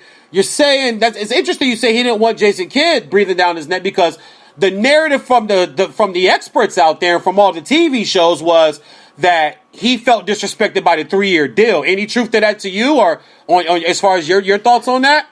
No, I just don't think he wanted nobody breathing down his neck. Okay. I don't think it was a year. I just think that was just a political thing to say. But just calling a spade, he didn't want Jason Kidd breathing down his neck. That was what that was. At the end of the day, that's what it was. He didn't want some guy have to look over his shoulder while he's coaching. And Frank was like, hey, you know what? I'll take it. I've been out the game for a minute. It's LA. Hey, it's a good money. I'll see how long I last. Some guys do that. So, I hope the Lakers get it together. I really do. It's a proud franchise. I will be willing to help the Lakers in any way I can. Jenny follows me on Twitter. We've spoken before, so I just, I hope she gets the right people in place, and I hope that the Lakers get back to where they need to, because LeBron, he deserves it. He's worked hard. He's put himself in position. So I just hope the Lakers and the Lakers fans can get back to their glory. Last Laker question, and we'll move on. If they do land a big-time free agent, which I don't think they do this summer, I just think there's no way. If I'm 24, 25, The one team my agent can't call me about is the Lakers. The front office is a mess. That's why I don't buy Kevin Durant to New York. I never have. You can talk all that marketing to me all you want to. Dolan still runs that place. It is a zoo there. It's a circus there, just like here in LA. I just don't think any of the top names people are naming are going to go there. I've been saying this for the last 3 or 4 years. Every summer, it's the Lakers. I'm the guy that keeps saying no. I called LeBron to LA 2 years ago because I'm in Hollywood. I act. I do stand up. I heard certain things from certain people that were like, nah, he's building a production studio out here. I was like, oh, well, yeah, he's coming to play. He's going to finish his career as a Laker. I came on my show two years ago. And said, yeah, you remember where you heard it first. LeBron will be out here as a Lakers. Not going to come play for the Clippers. The brand's not big enough for him. But if they do land a big name, who is somebody that you can legitimately see that they can probably get as a free agent? And maybe this Anthony Davis thing. I don't know, man. It's just such a circus, man. It's just like closing your eyes, throwing a dart at a bunch of balloons, yep. Right? I don't know. Maybe Jimmy Butler. You know, I just think they got to clean up, man. I don't think guys want to play there. That's obvious. I think agents are holding their players from going to LA. I think the agents are holding their guys saying, "Hey, hold up. I don't know. Yeah. I don't think you want to go over there right now. It's the Lakers, but I don't know you want to go. You might want to let that smoke clear up for a minute." That's what I think's happening. So the smoke screen is that they make it like everybody's lined up to play for the Lakers, but in all actuality, that's not true. Oh, I'm with you. I'm 100% with you, and I've been saying it for, like I said, for the last 3 or 4 years. It's different now. Like myself, I don't have to live here to do what I do. I can move to another state, another city, and fly to LA when I'm shooting a movie I'm in Michael Collier's movie. Next Tuesday I'm shooting. I got comedy shows all over the place. I can fly and be where I want to be. I can take my laptop and do my radio show. I do not have to be in Los Angeles. Times have changed. Social media, the internet, the way you can brand yourself, and which I think is beautiful. I love the fact that you could create your own company, pay for your LLC, which I did, and you can brand yourself and build from the ground up. You don't have to be here. So I completely 100% agree with you. The Jimmy Butler thing, I think, is more far-fetched than anybody wants to admit. Number one, I listen to wordplay. If you listen to how people speak and pick their words apart, you can really just cipher through a lot of BS. Mm-hmm. And when his comment was, if they offer me a max deal, I would love to play there. He didn't say, I would love to play there. I would love to be there. He made it known, if they offer me a max. So right there, I already go, okay, it's about the money to Jimmy. Yeah, he'll come play here, and Laker fans will brag, told you we were getting Jimmy. Yeah, you offered him a max, bro. Nobody's turning down the money. Come on, you don't see athletes. We saw Carmelo do this. Carmelo knew damn well not to take that money to stay in New York, but it was $21 million more than anybody else was offering. He took the $21 million with Kawhi, and then we'll go into him, and we're going to segue to that into a second, but you're telling me he's leaving Toronto and leaving $50 million on the table? I find that just hard to believe. And segue into that, you're a big Kawhi guy. We were talking on the phone yesterday. First question I'll throw to you, because this has kind of got me a little miffed because I'm a Kobe guy. The comparison to Jordan, and I saw your tweet. I think you guys are a little ahead on the Jordan thing. I'm going to give you a guy that I compare him to. When I watch him play, I see Tim Duncan. I don't see Michael Jordan. I see Duncan have 45-point games and 15 boards and 42-point games and 18 boards. Duncan had those kind of scoring games, but his demeanor, the way he carries himself, even killed, never up, never down, doesn't trash talk, doesn't really say a word. I think that's a fair comparison where people are jumping up, well, he's like Jordan. I'm like, well, I don't know about that. I'm still putting Kobe and LeBron in the Jordan convo, and Kawhi kind of comes as a Duncan to me. And do I have some validity there or what? No, not really, man. I think no, you don't. You basically just. And I got to run after this question, but I'm gonna give you this last. I'm gonna answer this for you, man, so I can share with you why I feel that way. Okay. But you basically just said that you explained Tim Duncan in regards to temperament. That's all you said. So does Kawhi have Tim Duncan's type of temperament? Yeah. But we're talking basketball game. And when you look at Kawhi's game, he's the similar size to Michael Jordan, 6'7", 6'6", long arms, giant hands. His ability to play defense on the ball, off the ball. He's disruptive. He plays very efficient from the wing. He scores on either side of the box. You know, he trained with Kobe Bryant last summer a lot. So there's a lot of characteristics that Kawhi possesses of Michael Jordan. I think a lot of people, a lot of Michael Jordan fans, thinking that we're saying he's Michael Jordan, and I think that's where it's getting lost in translation, because nobody can play like Michael Jordan. Kobe Bryant was the closest thing that we saw to Michael Jordan. Yes. But Kawhi plays the same style as Michael Jordan. Ooh. Nobody's saying. But Tim Duncan was a power forward. He didn't dribble the ball. He was a post player. He was a shot blocker, and he had a stoic type of mentality. But as far as basketball game, the way that Kawhi approaches it, the way he goes about it on the court is more like Michael Jordan.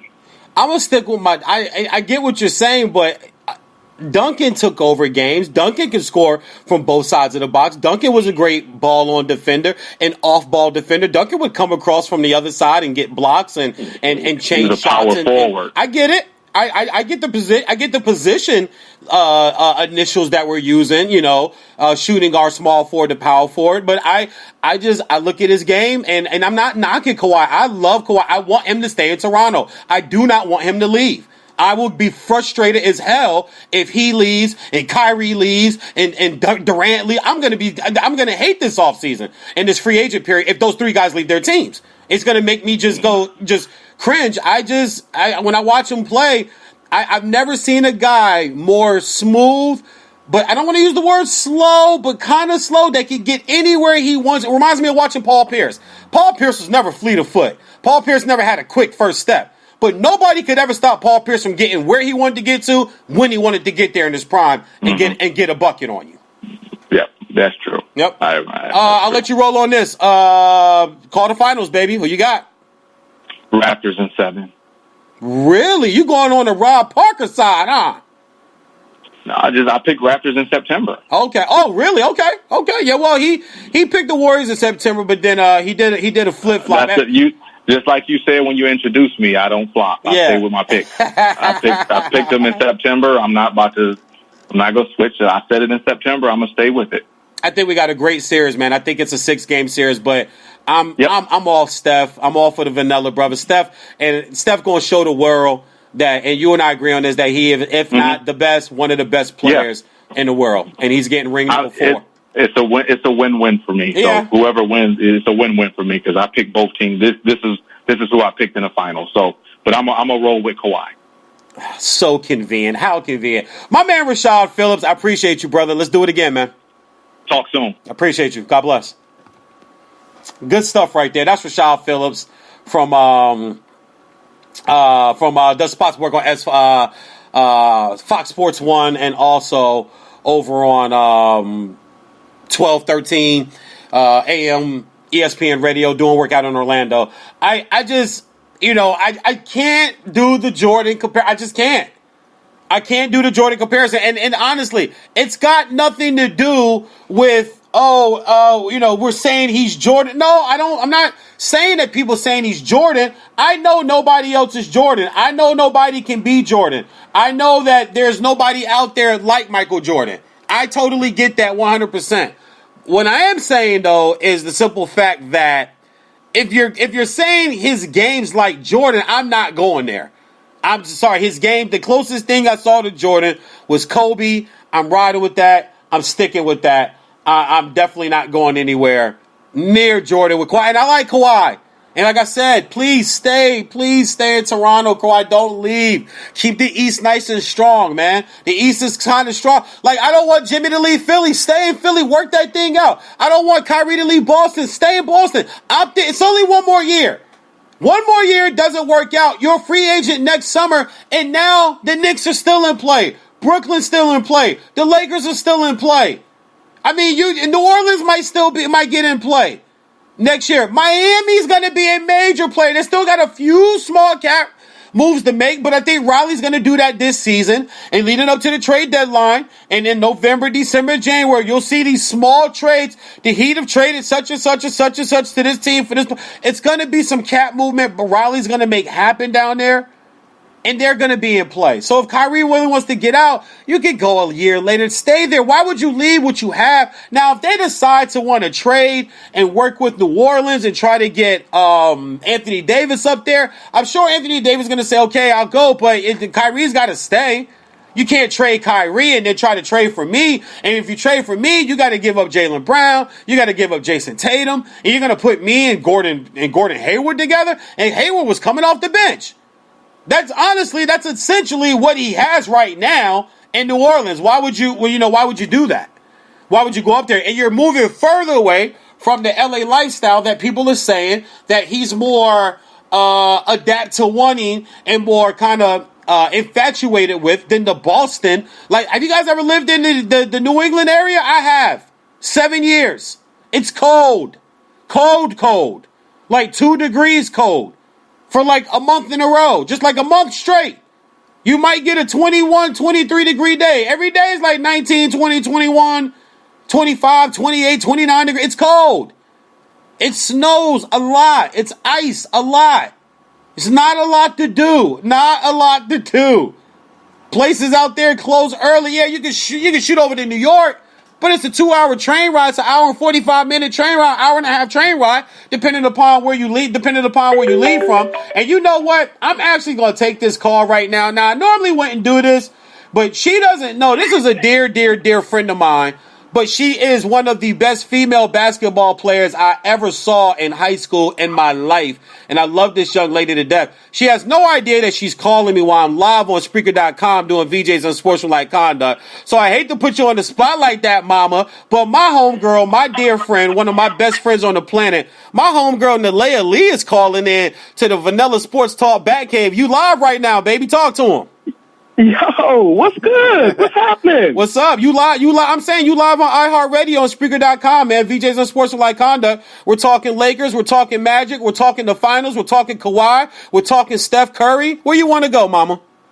I don't know. You choose one. I haven't really been up on my basketball lately because I've been making a few moves and everything, but shoot, let's see what happens. Well, listen, you make moves like a prison chess player. I'm gonna tell you like that. I'm gonna tell you that right. And look, I just came up with that off the top of my head right now. I just thought about that right now. I got to put that on a t-shirt. I make moves like a prison chess player, baby. What you talking about? Well, let's do this. Let's go with the finals. You know enough about basketball. You watched enough about that. You know who's in the finals. I'll throw this question at you. I'm starting to feel like Steph Curry is one of maybe top 3 or 4 point guards. I got a list right here in front of me. I'm going to tell you my list I had. I wrote up a list of my top 10 point guards. Jason Kidd, Bob Cousy, Steve Nash, Isaiah Zeke Thomas, Steph Curry, Big O, AI, Stockton, Magic. Not in any particular order. But when you watch Steph play, Steph has revolutionized the game. Steph has changed the game. Steph has changed the game from Little League, from local YMCA gyms, all the way up to the highest level in the NBA. We've seen guys like Trae Young now come along who can assist like Steph, who can shoot the 30-foot three like Steph. We've seen more and more kids, more and more young players. We've seen the big man be eliminated, and you played the post. Like your position, you were dominant when you played. Your position has been almost obsolete and canceled out of the NBA. And honestly, it's all because of Steph Curry. Where would you put Steph Curry all time right now and just his effect on the game? He's definitely up there. I mean, dude is just, I don't even know the word Superman, I would say. Yeah. I mean, because he can do any and everything. His skills, I mean, I don't know. It's unparalleled, I feel like, to anybody else. You know, I mean, it depends because the eras are different. You know, when you had Magic, when you had all of those other people, it was just about different things. You know what I mean? As society changes and as, things change, it's just different. You know what I mean? It just seems like people are kind of out for themselves, even though he's not that type of player, but he's just good. So what else do you do? When I look at this matchup between the Raptors and Golden State, mm-hmm. I picked Golden State. I picked the Raptors to win the Eastern Conference Final. I had them in 7. I'll take it in 6, but I had them in 7. And I look at this series and I go, I think it's a 6-game series. I think Kawhi is that good. I think he can get them 2 games. That bench is going to have to just play really, really, really above their head on the road. They have home court. They get game 1 at home tomorrow. But I do believe if the Warriors steal 1 or 2, game 1 or 2 in Toronto, the series is over. They're going to have to – Toronto's got to get both of those games. And then we're going to really see what Golden State is made of. You're when I hear these comparisons of Kawhi to Jordan, I'm more like the comparison of like him to Duncan. And I just had Rashad Phillips from Fox Sports 1 and from 2319, AM ESPN Radio on a minute ago. And he said, no, he's more Jordan. I just don't see that. Dude, Chris Carter was on this morning on First Things First. He compared him to Michael Jordan. Do you see this Kawhi Jordan comparison, or am I being a little biased towards a guy like Kobe, who I feel like that's the Jordan clone if there ever was one? Yeah, I would go with Kobe. I mean, the other dude, I don't know. I really, to be honest with you, I haven't really seen him play like that. So I can't even really. Yeah, I told you I'm really not up on my sports these days. You are the worst. You are the worst guest I have ever. No, I was calling you to just check on you and make sure you were good. I know. I'm just messing with you. But I like to do that from time to time. If my phone rings and I'm on air live, and it's a friend of mine, then I normally like to. I'll just answer and put them on the show, man, and throw them out there. Well, let's do this. Let's talk about Magic and the Lakers. I mean, you've got to be. You don't even have to be up on things to really know what's going on there. I mean, that place has been a shit show. Course. That place has been a shit show for the last 6 years. I'm a Kobe guy, but it pained me to watch his last 2 to 3 years there. He had to hobble through the Achilles. He had to hobble through the torn labrum. They gave him the $42 million over the last 2 years. People didn't like that. I always told people, I don't want to hear, people don't want to play with Kobe. No, it's not that. That front office is a wreck. You add LeBron and you add the drama he brings to that, and it just is getting worse and worse. And then this whole Magic story drops, and I'm reserving some of my comments because I'm still old school media or old school sports talk, where I much rather get the story right than get the story first. We've shifted into, I want to be the first to put it out. I want to be the first to tweet it. And, like 2 weeks ago, honestly, I throw his name out there. Stephen A. jumped on this. Reports are telling me that Jeannie Buss has been told by close confidence to trade LeBron, not knowing that it came from someone in her damn spin class in Beverly Hills. Like it came from a spin. But did he come back and go, you know what, my bad, I should have got it right instead of trying to be the first to report? I'm still old school. I want to get it right. So I reserve some of my comments, and I'll wait for more to pour out because I believe there's a lot more to come. Your thoughts on Magic post player. Player, we know what Magic was. But after playing, Magic has not been successful in basketball. Let's just get real. When he came back to play, left. Came back to coach, didn't do well, left. Came back to being a confidant to the front office, but it's Kobe's prime. They won the 2 championships, went to 3 finals. Magic wasn't pulling the strings. I mean, Mitch Kupchak was the GM at the time, and the Busses were still leading the charge of VP and president of basketball operations. But he comes back around this time, and it's just like, whoa. And then just abruptly leaves and has an impromptu press conference in the hallway and doesn't even tell anybody he's leaving. Yeah, that's whack. Yeah, your thoughts on that. If you got something on that. I mean, I don't have too much to say about. I mean, Magic doing that. If you're running something, if your team is not doing well, I mean, him being the player that he was, I just don't understand how he wasn't able to just kind of bring stuff back together. You know what I'm saying? If you have that mentality, like a winning mentality, and all of those things, you could bring something back together. That's why even when you were just talking about Jordan, I don't feel like there's anybody. I mean, Kobe would be the closest match, but I really don't feel like there's anybody else that could do it. Michael Jordan could probably play right now and still dust the majority of these people. Probably, huh? If he worked out and dropped about 20 pounds, well, remember, in his acceptance speech, he said, "You might see me at 50. You never know." Right. Yeah, Mike just has that belief in him that no matter what, and I think that's what's missing today, and I think that's what we do miss today. It's just that, and I hate to sound like, we're both the same age, but God, I catch myself. I sound like the old guy at the barbershop where but I'm looking at these and listen, I don't knock all the kids' music. I just don't listen to all of it, but you can listen to what you want to listen to. My parents didn't feel Public Enemy. My parents didn't feel NWA, but it's what they didn't feel our sophomore year in high school Doggy Style drop. It's just what we was into. But our parents used to trash our music. So I try not to be that guy. But when I do look around the league and I see the absurd amount of money that's paid to these guys and the softness that comes along with it, like, no, there's no secret. I'm not a LeBron James guy. I'm not going to be a LeBron James guy. I see through all of that. I see through all that fakeness.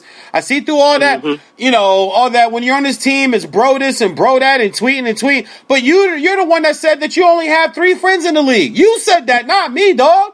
You put that out there. I'm just repeating it. But I'm the hater. But I look at today's NBA and I watch it because I have to cover it. But there's nights I just shake my head and I go, nobody rebounds, nobody boxes out, nobody really lock. There's 5 guys in the NBA that really lock up on defense that you can say, yo, go stop that guy this quarter so we can get back. We're down 15, but we need you to put the clamps on that dude so we can get back in this damn game. And you guys get your asses on the board. Remember the T-shirts you guys used to have? You're gonna flip out when I say this. I remember the T-shirts that y'all wore one year where it said, "Just don't stand there, box out." You remember those T-shirts? Definitely. You remember those T-shirts? Sure. Yeah. That's 94, 95 right there. Woo! Yeah, we used to have to run laps if we didn't. So they're going straight. That's what we did. But that's the fundamentals. But even with females though, we got to play below the rim anyway. You know what I'm saying? Yeah. Like, for those females that can dunk, the Lisa Leslie's, and I'm old school, too, so I don't even know about the young females that could be dunking now. But Lisa Leslie, that's what I liked when she, first did it. But, we have to play below the rim. But for a lot of these guys, that's probably why I stopped. That's a lot of the reason why I stopped watching it is because you get paid all of this money, and nobody, it really is not looking like a game. It's just like a match, who can score the most. People, it was like, depending on which team you played, nobody was getting over 100 points. People getting 120-some, 30-some points. Like, yep. Yeah, that's crazy to me, So, I don't know. That's one of the reasons it wasn't interesting to me. I just started thinking on the level of, they're getting paid all of this money, but how much are the teachers getting paid to actually taught them through school to get to the level that they're at now? Look at that. That's so sweet. Look at that. That's coming from a teacher's daughter right there, man. I know she is smiling down on us right now, man. I know it. Mrs. Lee, we love you. I know you rubbing my shoulders right now, saying get him, Vernon. Get him, Vernon. Okay. But no, I'm with you on that. The fundamentals, and I like watching actually Jeff Van Gundy when he does talk about the games because he is very cutthroat about the way the game is, the way the game's played, the way guys just do not box out the same anymore. They don't have the same intensity anymore. And like you say, and I give you a crazy stat. Do you know this year only 2 teams held their opponent under 100 a game? 2. Wow. Memphis and the Spurs. You know what their averages were? 99.1 and 98.6. So that's damn near 100. Yeah. Everybody in the league gives up 100 points a night. And people think scoring is so great. It's really not, like you said. When it looks like and one and it looks like a pick and it looks like a pick, it doesn't look like a pickup game. Like, listen, I got no beef with Harden. I really don't. But damn it, how do you not just run a double at him every night? I just run a double at you every night. Bro, you're not doing the 3-step back 3 on me. You're not having 54 something, but you ain't Kobe, bro. You're not going on no scoring run like this. He had a scoring run of like 30 something or 28 or 29 straight games of 30 plus points. You ain't Kobe. You ain't Mike. I'm not about to let you, like, if Jordan played today, I told somebody this, and they're like, nah. If Jordan played today, he averaged 40 a night. And people forget in 87, Jordan averaged 88. Jordan averaged 37 a night. You mean to tell me in today's age, in the prime Jordan, he couldn't add 3 free throws to that? You gotta be shitting me. He'd probably be hitting 60 if they just letting people go past him just for a show. Yeah. Oh, definitely. So no, I'm definitely with you on today's NBA and everything. What's going on with you on that end, sweetheart? How's everything? How's the missus? Everything's good. She's great. Everything is going well. Just living life, man. Just trying to be better. That's it. I enjoyed seeing you guys so much, man. I think about the show almost every day. It was such a good feeling. And I was just telling Rashad Phillips from Fox Sports 1 that, it's a beautiful thing when you can get away and change. I had to grow, I had to mature, and I had to, go through a maturation process. But when you come home and people see that and appreciate, I didn't even tell most people this, but there were actually 2 sworn high school and then maybe 5-6 years after high school sworn enemies of mine that was at that show. Yeah. And one of them walked up to me after the show, and I put my drink down because I ain't know what I put my drink down. I thought we was about to squabble. I thought something was about to go. My brother was ready. My cousins was ready. They was like, "Yo."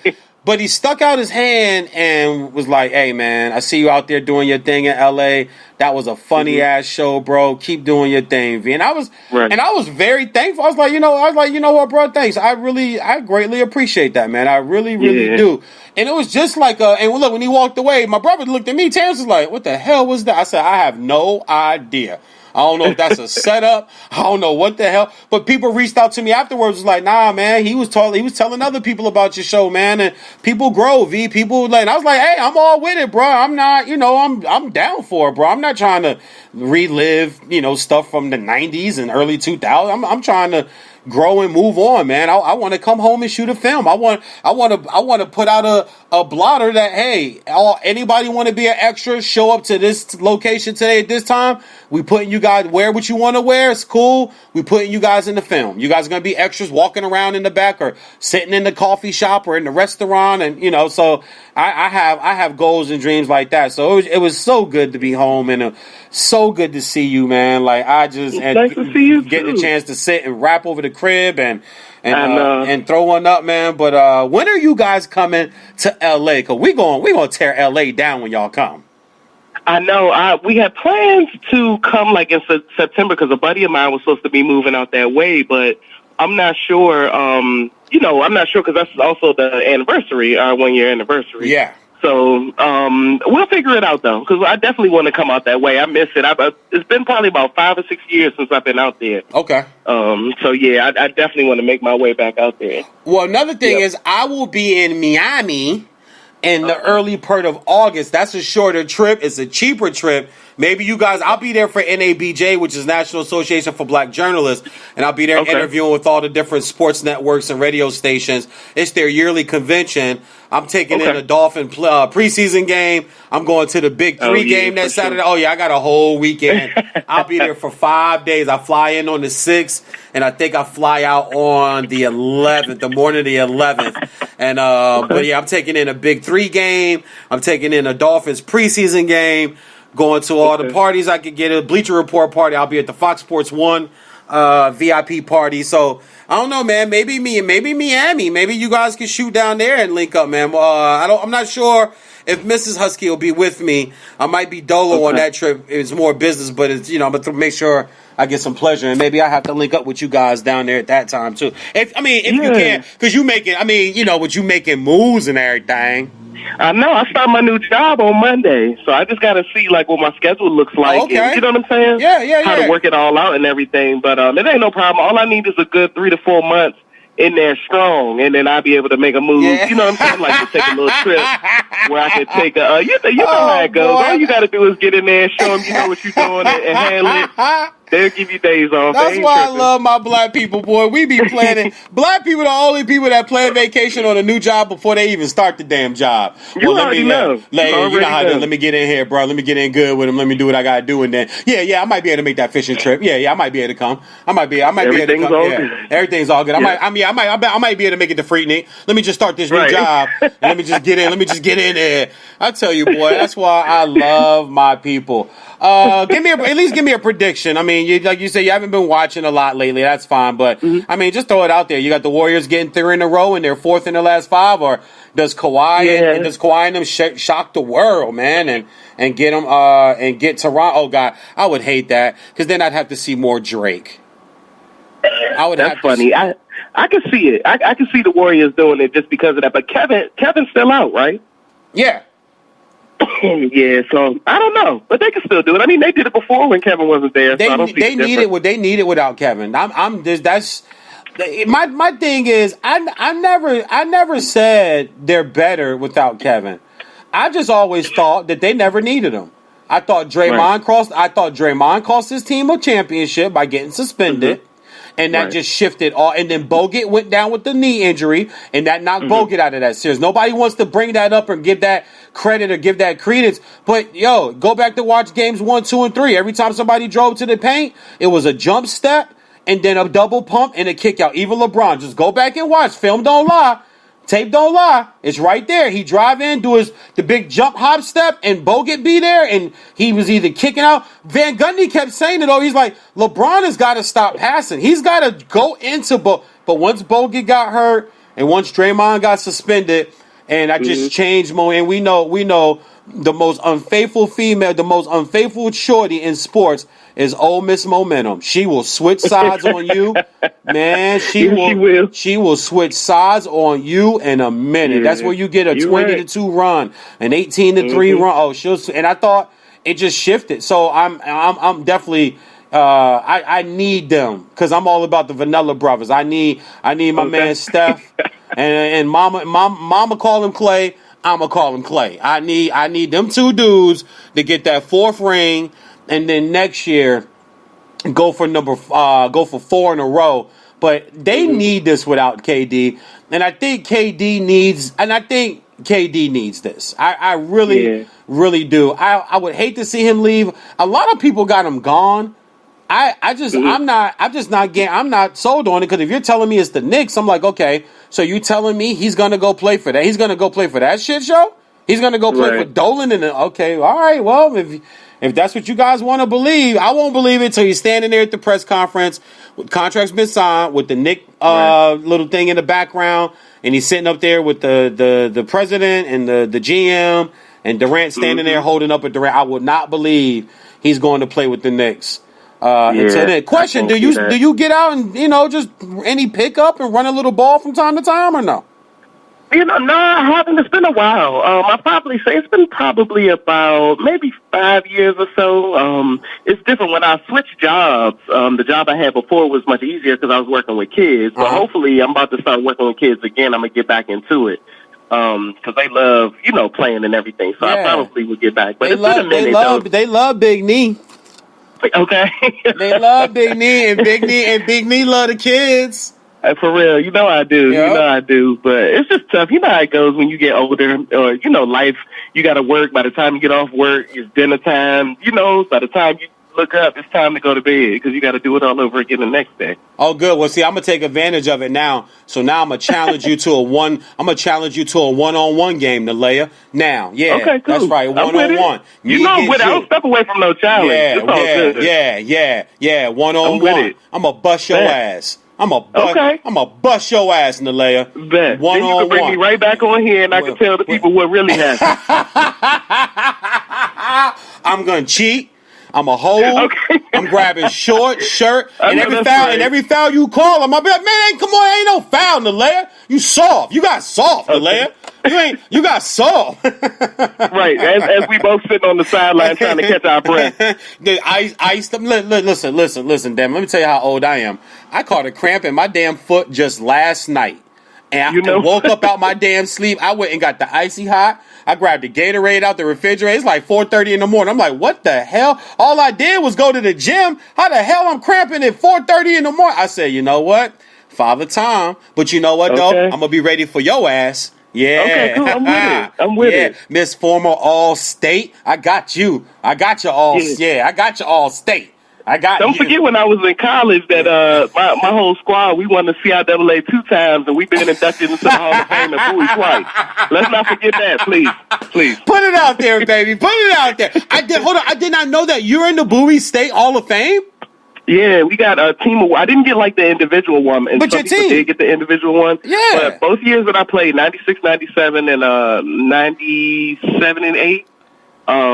We in the Bowie State Hall of Fame. That is impressive as hell. I did not know that. That's a great tidbit for my show, man. Wow. See, when you guys just thought it was just a friend of mine I got on, no, wrong. I got a former all Bowie State HBCU CIAA Hall of Famer on VJ's Unsportsmanlike Conduct. You see how I flipped that on y'all? Look, I'm trying to act like I knew it all along. You see how I did that to y'all?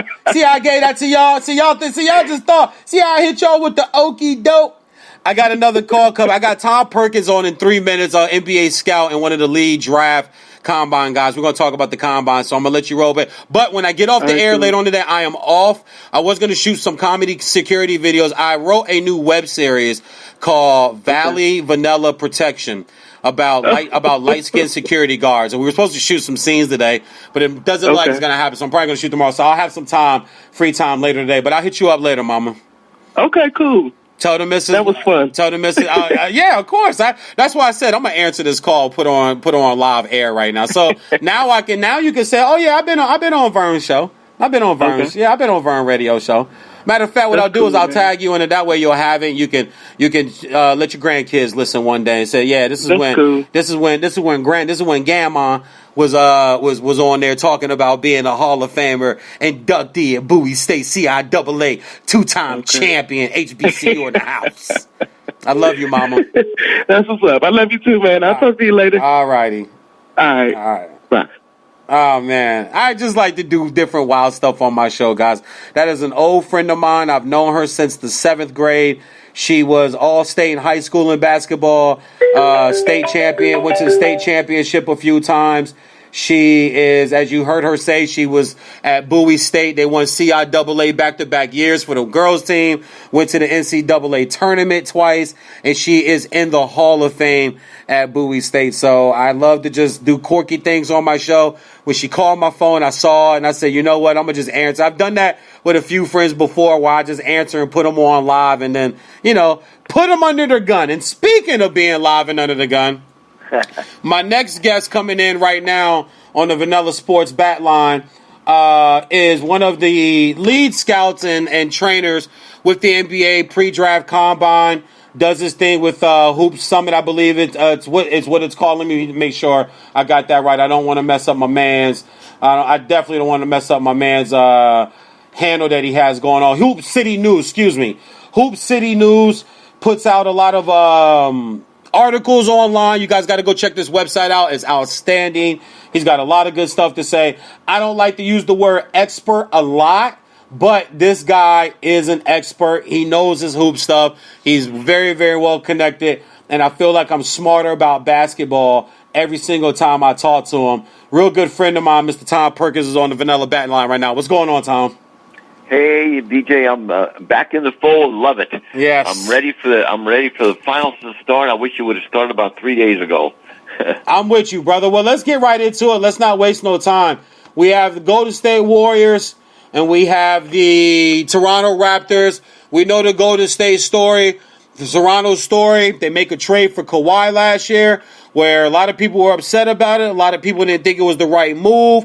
Kawhi was coming off the injury. A lot of baggage left in San Antonio. I love the way Chris Carter came out the other day and defended him, because you got a certain gentleman on the network out here who won't even respect him enough to call him his name and calling him by his number, which I do not like at all, even though I've been a fan of that certain gentleman before on certain topics and his professional knowledge of sports in the years he's been covering it. I'm never big on disrespecting somebody by not saying their name. That's just guy code, man to man. You call me my name or you don't talk about me at all. Sonny Liston found that out trying to talk about not wanting to call Muhammad Ali. And the most iconic sports picture, in my opinion, is him standing over him with that right cross coming across his body, standing over him, telling him, asking him, what's my name? You get into Jordan comparisons, which I don't really agree with. I get it. I understand it. We're just always looking for the new somebody to be the next Jordan. It was Kobe and it was LeBron. Now it's Kawhi. Kevin Durant's out. Boogie's out. Golden State's got something to prove, even though they won't admit it. We know it's there. They know it's there. Durant knows it's there. Kerr knows it's there. You got Drake giving shoulder massages on the side. A lot of storylines in the finals. So let's just start here. How do we get here, and how do you see this thing shaping up? Your feelings about the NBA Finals? Well, Toronto's a great, great story, and Kawhi Leonard is a story within the story. Kawhi didn't have a very good ending with San Antonio, and Mariah Sergi from the general manager of Toronto, went ahead and gambled on getting him. And the gamble worked out fine for this year. Now, as good as Kawhi Leonard's been, it really would be a shame if he moves to another team during the summer, because that whole country loves him. Not only Toronto, but the whole country loves him. Yes. And so I think he should assess, where am I going to get this kind of support? I mean, if he goes to Golden State Warriors, if he goes to New York, wherever, the whole state of New York's not going to necessarily love him, or they may, but not the whole country of the United States will love him like Canada does. So anyway, I wish he does stay. Anyway, he's been, of course, Jordan-like, not Jordan, but Jordan-like in the semifinals of the NBA playoffs. And, he played hurt, and so that gives him another notch in his belt as far as being a legend is concerned. But they've got their hands full, Toronto does, because as I wrote an article several days ago in the preliminary observation of the finals, Toronto's made up of course, Kawhi Leonard and some very good role players and, let's say, support players that have stepped up very well. I mean, Van Fleet hit 7 for 12 shots from the three-point land in the last two games of that Eastern Conference final. So, and then, of course, you got Green, you got Kyle Lowry, you got Siakam. All those guys are nice support role players that have stepped up. On the other hand, Golden State, you can't call Klay Thompson or Steph Curry or Draymond Green a support role player. They're all frontline players that are almost all-stars. And in case of Steph Curry and Klay Thompson, they are all-stars. So, support players, role players versus frontline players. That's pretty much the comparison there, and I would have to give the edge to the guys that are frontline players. One thing that I guess viewers could watch right from the get-go is you saw how tired Leonard was, and rightfully so, defending Antetokounmpo, but he was very tired in that last game against Milwaukee. Mm-hmm. Well, however tired he was against Milwaukee, he's going to be 4 times as tired chasing around Klay Thompson or Stephen Curry. Those guys keep moving. And now they don't just go to a spot and on the post and wait for the ball. Those guys keep moving. Well, if Kawhi Leonard's going to play defense, he's got to move with them. So that's going to be a handful for Kawhi Leonard. And then, of course, they have a number of weapons. And now Iguodala's back. And, Iguodala, even though he's not a 30-minute or even a 25-minute player, he can give them 22 minutes of all-star type play. KD is still not there, which again affects their offense kind of to the positive from the standpoint of making the ball move and the flow and the cuts. Boogie Cousins is not there, and he would have given them a kind of an inside power look. But I guess the best way I can put this when you talk about support and role players, support role players, they can have a game or two that they just really show well, but they normally will not have 3 or 4 games. Well, Draymond, Clay, Stephen Curry, Iguodala, they all can show that they can play 4 games in a row. So I'd have to give the edge to Golden State Warriors when it comes to that. More important, Lowry, Siakam, or Draymond and Iggy? Okay, can you repeat that? You were asking. I'm sorry. More important, Lowry and Siakam or Draymond and Iguodala? Oh, Draymond and Iguodala for sure, because, like I said, I think those guys can put 3 or 4 games together. You saw where Siakam took the cuddle on some of the foul shots in game number 4 or 5, and and Lowry again, he can play like an all-star sometimes, and sometimes he just disappears. Even when let's say Iguodala is not shooting well, he's always playing defense well. And Draymond, he has been a superstar throughout the playoffs. I mean, on all cylinders, shooting, assists, rebounds, defense. He's a real interesting player because the minute he gets the ball off the board, it's instant fast break. You don't have to pass it to an outlet guy. If you gave true serum to the Golden State Warrior players and you asked them, do they want to win this championship without Kevin Durant, and nobody's going to know your answer, what do you think they would say? Well, I don't know. I would say they really have a true affection for KD. Mm-hmm. And it's like that they respect him. They know what he's contributed to them for the past couple of years, winning championships. So I think that they would want him to play. But if you do another truth serum shot and ask him, do you think the offense flows better when KD's not in the game? I think they would probably say yes, it does flow better. But it's all a matter of picking your poison. Look, when he's in the game, when KD's in the game, he is he's fantastic. And even though he slows the ball down a little bit, it's worth it. I'd rather take KD slowing the ball down, the movement down a little bit, than no KD at all. But they're capable, as you've seen, of winning games without KD. I think I'll answer that question myself. I think they would say yeah. I have more leadway to say than I know your position, but me, I'll just say I think if you gave them true serum and you asked them, they would say yeah, because even KD, this is no big secret. KD hears the noise. It's them and KD. He said it himself at the press conference last week.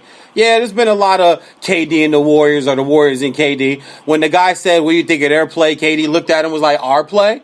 They go, "Oh yeah, I'm sorry. I'm sorry. Your play, the team's play." There's just been this feeling of, you needed them more than they needed you. Chris Broussard has said it. He's come out on TV and radio and said it. He needed them more than they needed him. And I think they would say, no, we hear the noise and we're kind of tired of it because you guys are disrespecting. We're 3-time champs, back to back, going for a third in a row, but we're being looked at as this footnote in this era of the NBA where we're one of the better defensive teams in the league. Not this year, they haven't been, but in the past 3 or 4 years, they were. We're one of the best offensive teams you've ever seen. We have a guy in Steph Curry that we've never seen before.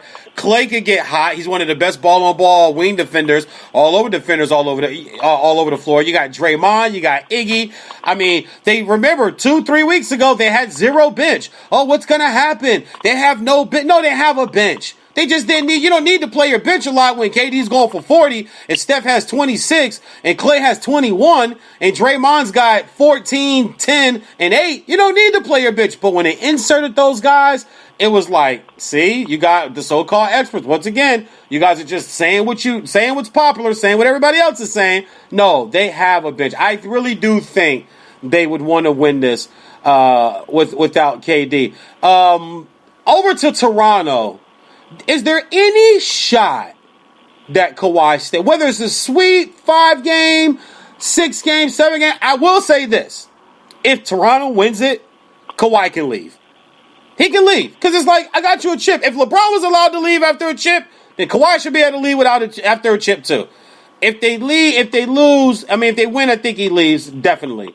But can you see any scenario where they lose and Kawhi stays? Well, yeah, I can see that.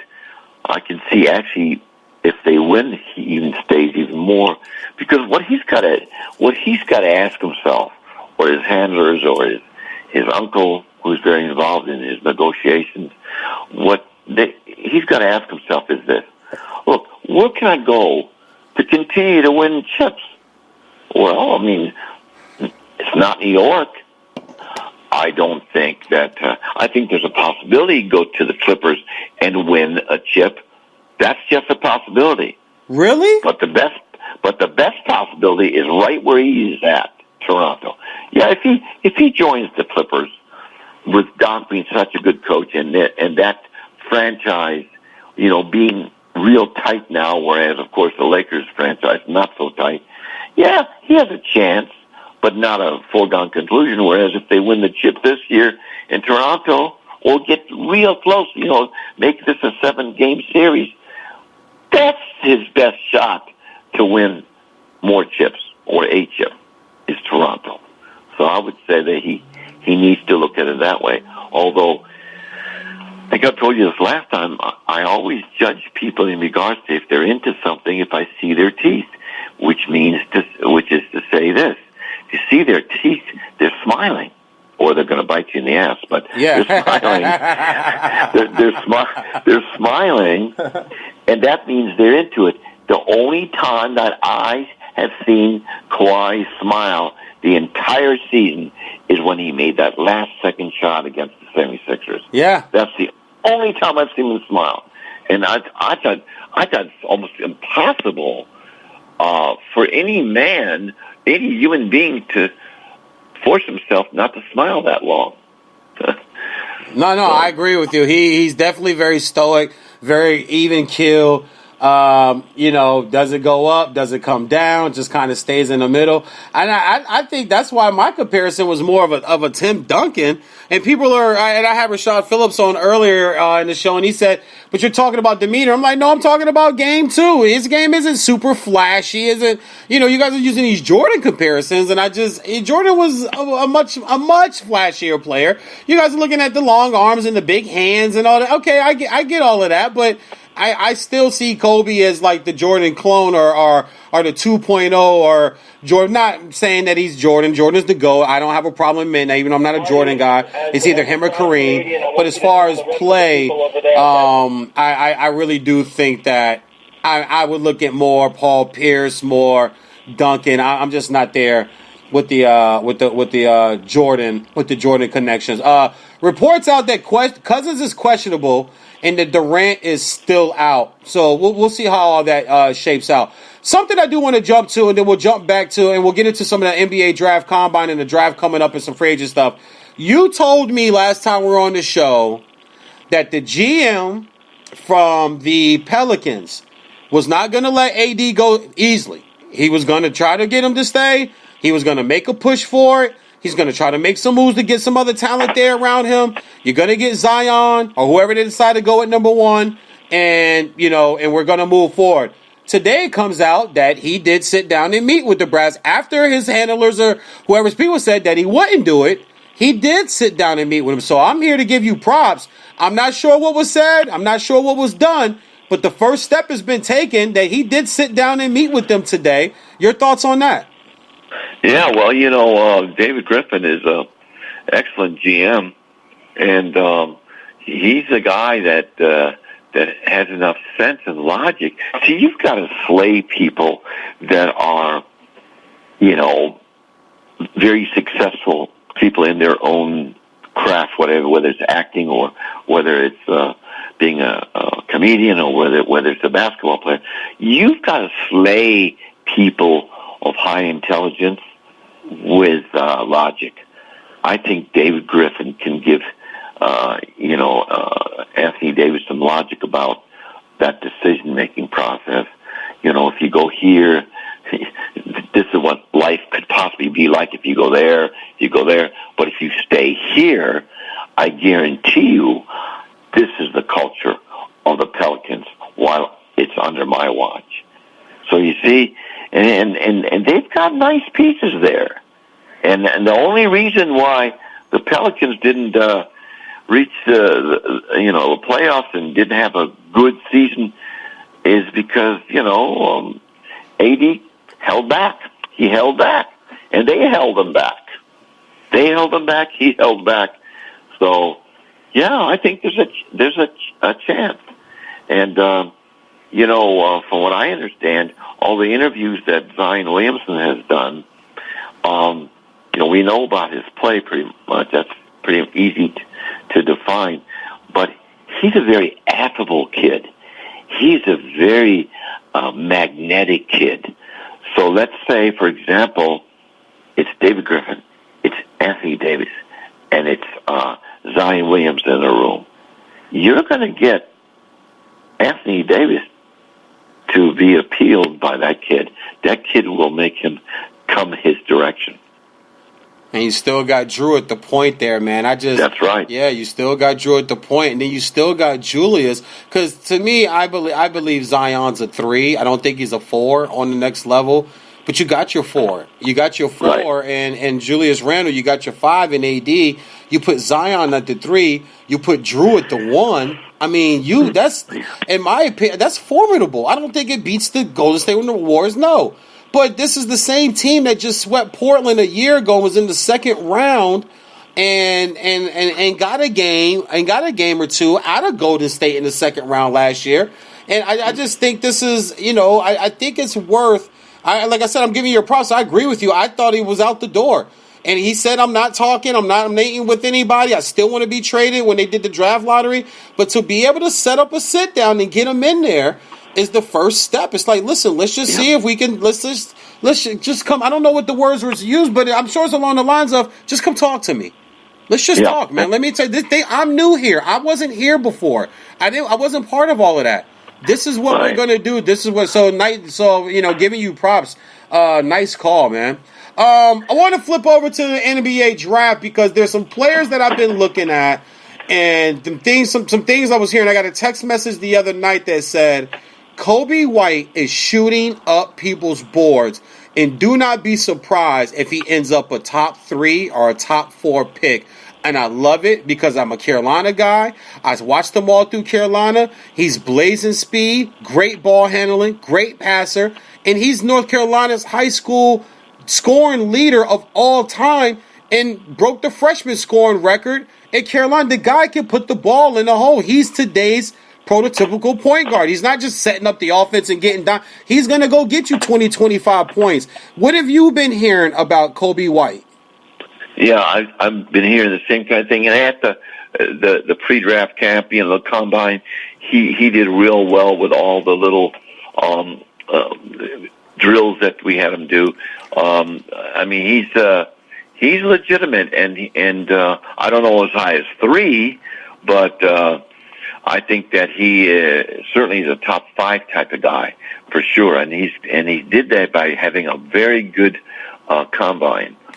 Well, the reason why I say 3 is because I'm looking at the Knicks, and if they don't move that pick, and if If they don't move that pick and they keep that pick, I'm thinking here's your future point guard right here. He can handle the New York media. He played in Carolina. There's not a more pressure packed place in college. Then people would say Duke, but I look and go, well, Coach K gets most of the attention at Duke, not the players. Coach K does. Where Carolina, Roy doesn't get nearly the attention that the players get in Carolina. My nephew, Kendall Marshall, played there. I've been there. I've talked to Roy. I've been in that arena. I've been in those back rooms and back offices and then the family meeting room with the food and all of that post game, hanging out with the players. The players are beloved. Roy's beloved, but Coach K is the show at Duke, not the player. The player comes second. So he's seen this before. He's seen the media. Mild manner, speaks well, educated, good head on the shoulders, can take it.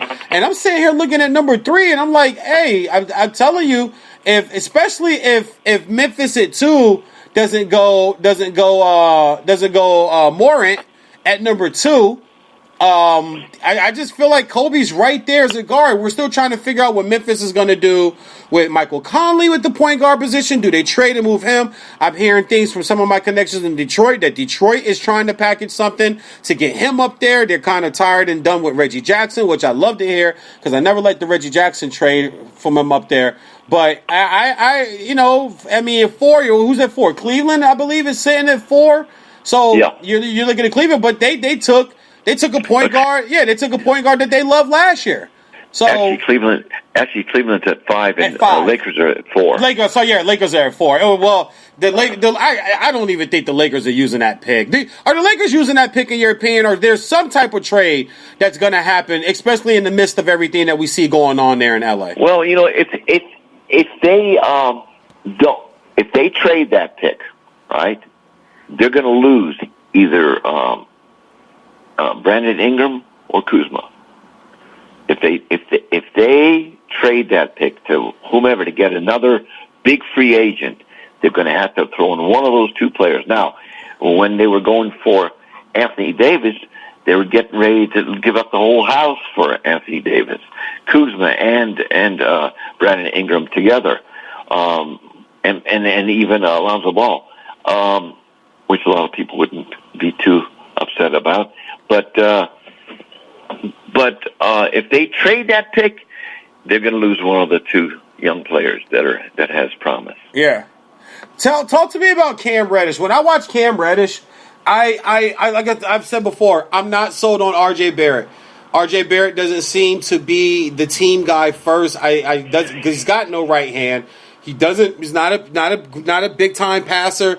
Once he puts the ball on the floor, he's trying to get left. He's outstanding with the left. I'll give him that. But these will also be 7-footers in there and guys that'll be bumping him around and bodying him up. It won't be Boston College that he's playing against and the University of Miami and in these other schools and these other kids that he's playing against. It'll be all grown men.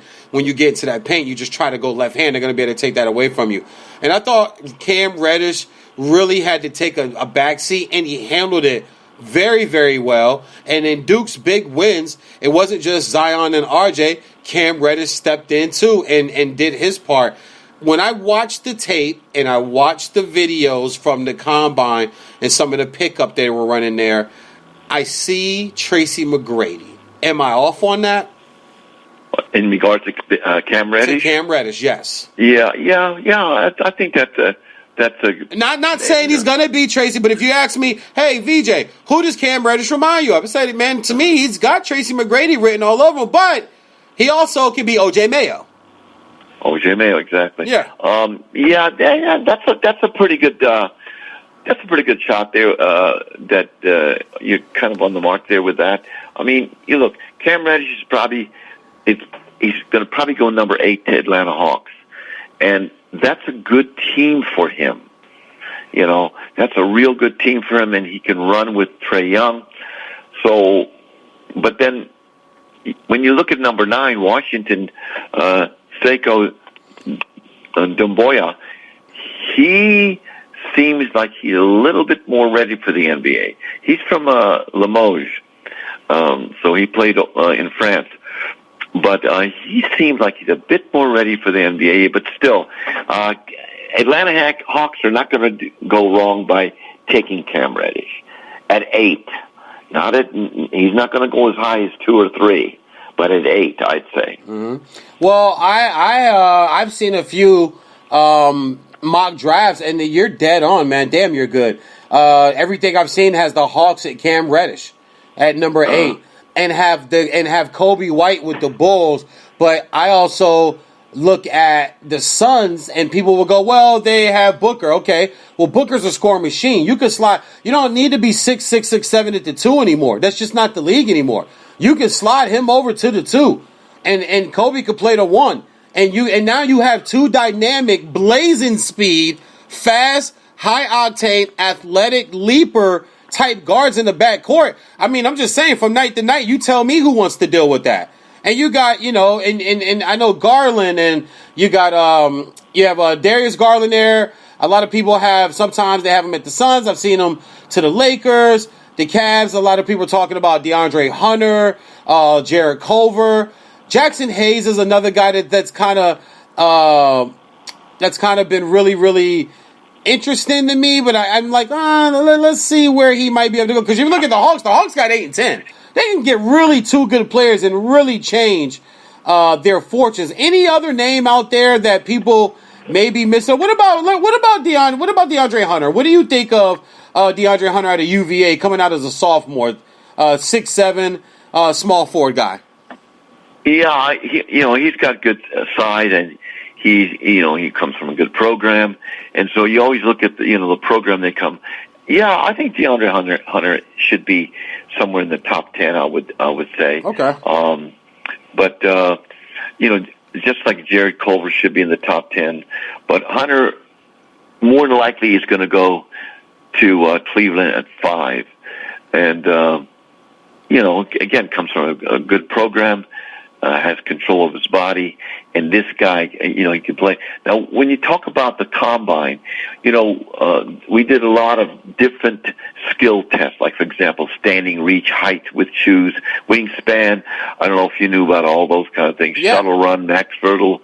I mean, Taco Fall, that big 7-footer. Yeah, he's without a doubt the biggest guy in the draft, and he scored very well with all these little categories. You know what I mean?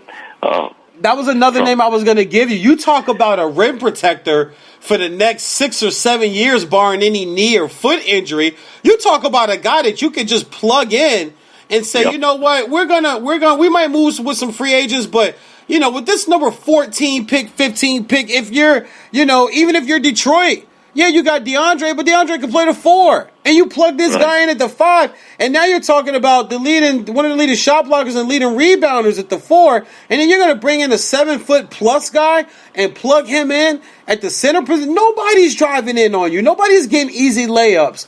What about a guy like Nasir Little? And I talked to Kendall last year about him when he was at Carolina. And I said, tell me about Nasir Little. He said one of the most freakish athletes you've ever want to see. The things he does, you just cannot coach. You're never going to be able to coach that. But he has no idea how to play the game yet. And it wasn't a knock. There's a lot of guys that just don't know how to play the game. They have to be taught how to play the game. In high school, you could just out-athletic and out-talent people. And not a lot of kids that come out of high school that really know how to move and play the game and let the game come to them. What do you think about Nasir Little? I see some people have him still as a lottery pick, and I talked to one guy the other night that said he's fallen out of the top 20. And I'm like, what? He said, yeah. What? Can't dribble, can't shoot. And, why would you spend a lottery pick on a project that people are thinking is a 3 to 4 years away from being what people would even marginally think he's going to be in his career? Well, I have no less than 17 going to the Brooklyn Nets, okay, which would be a nice addition to D'Angelo Russell. And but yeah, he's got some work to do to get his game and his body, because he's tough. He's got athletic skills. To get all that up to speed as far as being an effective pro. So, but he's quite an interesting player from that standpoint. From the standpoint of growing into his body and growing into his abilities. Do you think that any major? If I'll ask it like this: we wake up one morning, we see something as far as the NBA free agent draft moves, maybe a picture, something that we just all go, "What the hell? Where did that come from?" If there's someone who's quietly sitting in their office with their staff and they're thinking, "We're about to blow the world away with this move," and you had a crystal ball, just could it be a team sneaking in that we don't see for Anthony Davis? Could it be that Jimmy Butler would actually chase the max money to come to LA when this is just a circus right now?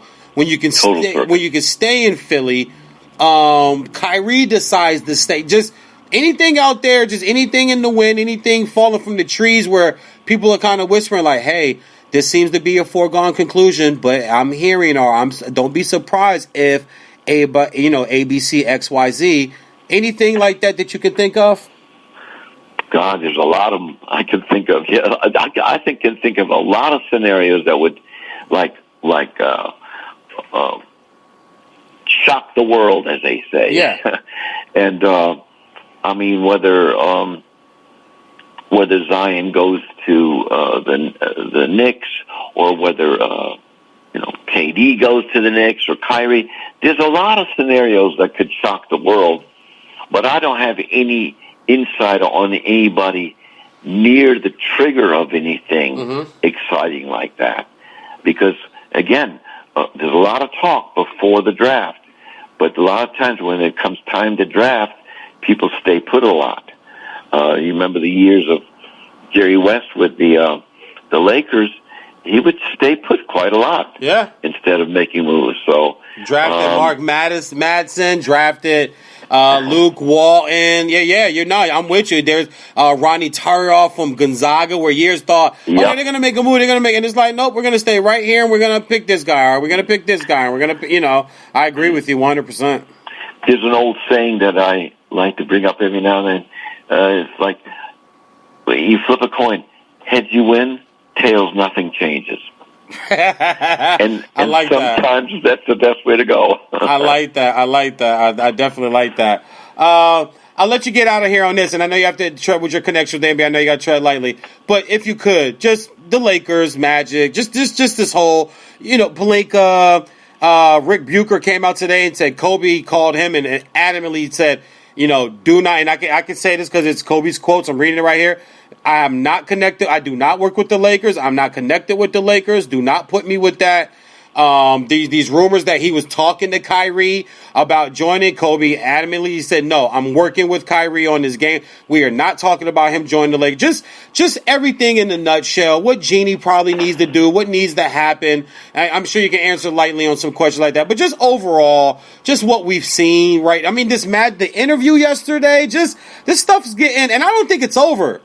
Tom, I don't. I think this thing is just starting, and I think there's going to be somebody that's going to come out and I don't want to say blow the whistle, but somebody's going to come out and go, no. You weren't just being tough, Magic. You said this, or you had two people saying they suffered anxiety attacks because it was a stressful environment. And I understand managing tough. Listen, I've had tough bosses, but my grandmother, the great Ambry Spearman, used to always tell me, it's not what you say and what you do, it's how you do it and how you say it. Exactly. When you look at that situation, it's a mess without a doubt. And I think, and you hate to say this because this lady is really a professional, nice human being, Jeannie Buss. But she knows how to run a business, but she really doesn't know basketball. And because she doesn't know basketball, she didn't know where to put her foot down when it comes to basketball decision making. In other words, she certainly wasn't going to make them, but she should have, been more committed to decision making process and who does what. And I think she was a little bit lacking on that part of her makeup. She was trying to be too nice. Can't be too nice. You have to be nice, but not too nice. You got to go ahead and make tough decisions. Even if this year they somebody decides, or somebody with a basketball mind decides that LeBron has to move, well, then that's the way it has to be if that's the case. If it makes sense. No matter what kind of decision you make, if it makes sense.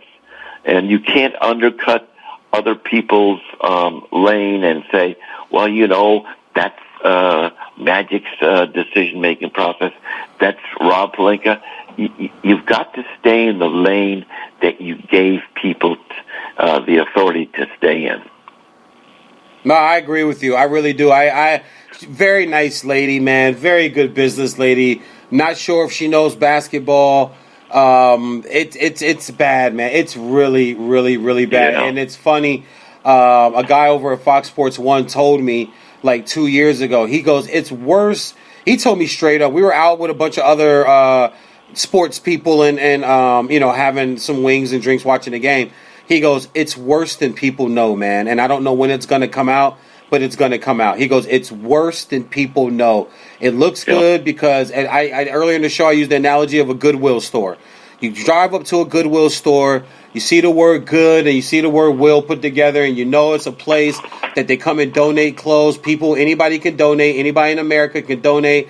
And they mark it way down, and it's used clothes and shoes and electronics and appliances and furniture. And it's supposed to be for a good cause. They have programs set up to help people that are getting out of incarceration. It looks great from the outside.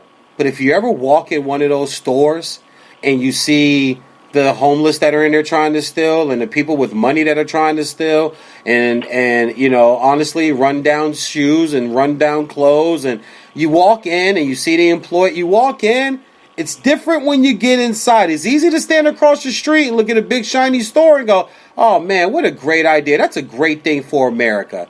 But when you walk inside, it's a whole different thing. And when you stand outside Staples, it's beautiful. You've been there. I've been there. You downtown LA, it's gorgeous. You walk in, it's a whole difference. It's like downtown LA.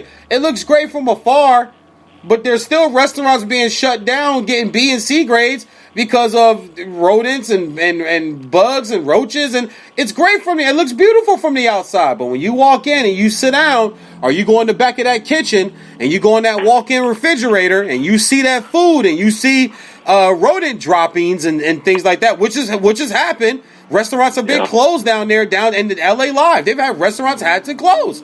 It looks great from the outside, but man, when you walk in, and he told me, he goes, it's worse than people know, man. But they're trying to hold it together. But, and I thought LeBron was going to be the Band-Aid. I thought that would, me not personally didn't think it was going to work. But, the guy hit me back the other day. He goes, yeah, I thought LeBron would be a Band-Aid, man. But it's like putting a Band-Aid over an injury that needs stitches. It's just going to leak. And then when you pull the Band-Aid off, now it's infected. Now the wound hasn't closed. It's just an ugly, ugly situation. And I'm with you. And for the sake of basketball, I hope it does change. I'm not a Laker fan. I'm a Pistons fan. I don't have a connection with the Lakers or anything like that. But for the sake of the NBA, I really do hope the Knicks and the Lakers can get it together one day. I do hope so too, because when the Knicks and the Lakers are clicking on all cylinders, then you throw in the Celtics, you got an exciting league. Yeah, absolutely. I know you got to roll, man. I appreciate you. Tell everybody where they can find you, Tom. Yep, okay, hoopcitynews.com. I've got articles about the NBA playoffs, the NBA finals coming up practically every other day, and it looks like it's going to be an exciting series. I picked the Warriors to win. I'm not so sure they're going to do a sweep like a lot of people talking about, but I think it's going to be a very exciting series, and I think that Toronto will give them everything they can handle. I appreciate you, hoopcitynews.com. Remember, when you put that in the search field, it's got to be Hoop City, and you got to put news.com. Hoop City News. Yeah, got to make sure we put in the news. Yeah. Got to make sure. I'm looking at it right here on my email from the email that you sent me on news.com. Appreciate you, buddy. Listen, enjoy the finals, man. We'll link up in the next few weeks. And bold pick. I give it to you. Bold pick. A lot of people are stepping out there going with the bold pick, but this is Steph's time. I don't care what anybody tries to tell me. Steph's got a chip. He wants that finals MVP. he wants that championship kind of without Durant being over his shoulder and, and being injured and having LeBron in his way. And I think they got it in 6, but I do expect it to be an exciting series. I'm excited tomorrow. I'm meeting up with Rob Parker, Chris Broussard, and a bunch of guys from Fox Sports 1 and over at Buffalo Wild Wings in Sherman Oaks to watch the game tomorrow night. So we'll see how it all plays out, and we'll be in touch, man. I appreciate you, brother, and good luck with everything. Okay. Thanks so much. I appreciate it, VJ. And you take care and go ahead and continue to bring the news and work the work. Yes, sir. You know I will, brother. All right. All right, stay blessed. I'll talk. My man Tom Perkins, man, from HoopCityNews.com. He's going with the Raptors, too. I know there's some people out there going with the Raptors. I get it. Rob Parker picked them in 6. He said, book it. He just texted me a minute ago. We got a bet. We do wing bet. We don't do money and cash and stuff. But, we bet on, we love wings. We bet on some wings. And if I lose, I'm actually going to grill some of my home special wings for him and hand deliver them to him over at Fox Sports Radio. If I end up losing the bet, I have Warriors in 6. He's got Raptors in 6. And Raptors in 6 is bold. That's bold. He was on record as saying the Pistons would beat the Lakers in 2004. He was working in Detroit at the time, so I'm not sure if that was a homer call, but he did make the call. I'm a Pistons fan, so I was, pulling for my Pistons, saying the Pistons are going to beat them myself too. So, we'll go from there. We're gonna meet up tomorrow. We're gonna have some wings. We're gonna have some drinks and some lemonade and sweet tea, and we're gonna see what's gonna happen between the Golden State Warriors and the Toronto Raptors. Before I get out of here today, we want to do a rock and wrap up with my man Jason Hadley. You guys know I've talked about this before. Had his rock and wrap up on the show. It is a update on some of the celebrity news going on out here in Los Angeles, California, with a comedic spin to it. We'll do a Jason rock and wrap up, and then we'll be back in 1 second to finish up the show. VJ's on sportswithlycon.spreaker.com. It's the Hollywood Rock and Wrap Up with your host, Jason Hadley. Reps for Game of Thrones actor Kit Harington are making it very clear that he's not checked into rehab, but instead on a wellness retreat. Overcoming the depression from the series ending by taking in nature, he'll be spending a few weeks away at Bummer Camp. Justin Bieber was let off with a warning after cops pulled his Lamborghini over Monday night. The latest in Justin's collection, it comes with driver and passenger side douchebags. Rapper Yo Gotti will be forced to pay after failing to show up to a recording session. Due to the rapper being extra grimy about it, the judge handed down the ruling saying Yo Gotti pay the plaintiff $6.6 million. Happy birthday to LaToya Jackson, who turns, I assume, back into Michael when no one's looking, because, and it's not like she's that busy, but he couldn't keep up the double life. One of them had to die. And that's the Hollywood Rock and Wrap Up. Follow us on Twitter at Rock and Wrap Up. Oh, God. You talk about some funny stuff, man. I love that. The LaToya Jackson thing and the Justin Bieber comes with dual side douchebags instead of airbags. Funny stuff, man. Let's wrap up today's show, man. Talked about the finals, talked about Steph, talked about Kawhi, talked about Magic. I will be back later this week or next week to revisit the Magic Johnson and LA Lakers saga. As I said, I want to get a little more information. I'm still old school and on the side of I would like to see things right, report it right, then report it first. I used to try to be the first guy, and now I woke up and it's shown that's not the way this is done, man. You got to make sure you're right before you're first. I want to thank my man Rashad Phillips. I want to thank Nalea Lee, old friend of mine, 2-time CIAA champion, and also 2-time NCAA entrant and participant in the women's tournament. Also a Hall of Fame inductee at Bowie State University in Bowie State, Maryland for women's basketball. And also want to thank Tom Perkins. Don't forget to hit him up on HoopCityNews.com. That's HoopCityNews.com. And check out all his articles and updates and things that he works with the players, works with the draft, and also scouting, and he trains NBA players too. Great show today. Want to thank you all for tuning in live right now, Spreaker.com. Do not forget to follow us on Instagram at The Big Vanilla Funny, and also on Sportsmanlike Conduct Radio. Also over on Twitter at Vesson Sports, VESN Sports at Twitter. Also YouTube, you can find us on the Vesson Sports Network and the VJ Comedy Network channel over on YouTube. 2. Enjoy the finals tomorrow. I hope I don't have to see Drake a lot. Just keep showing me the Currys. I like looking at them a lot more than looking at Drake. God bless. Appreciate you guys. I'll let you next week.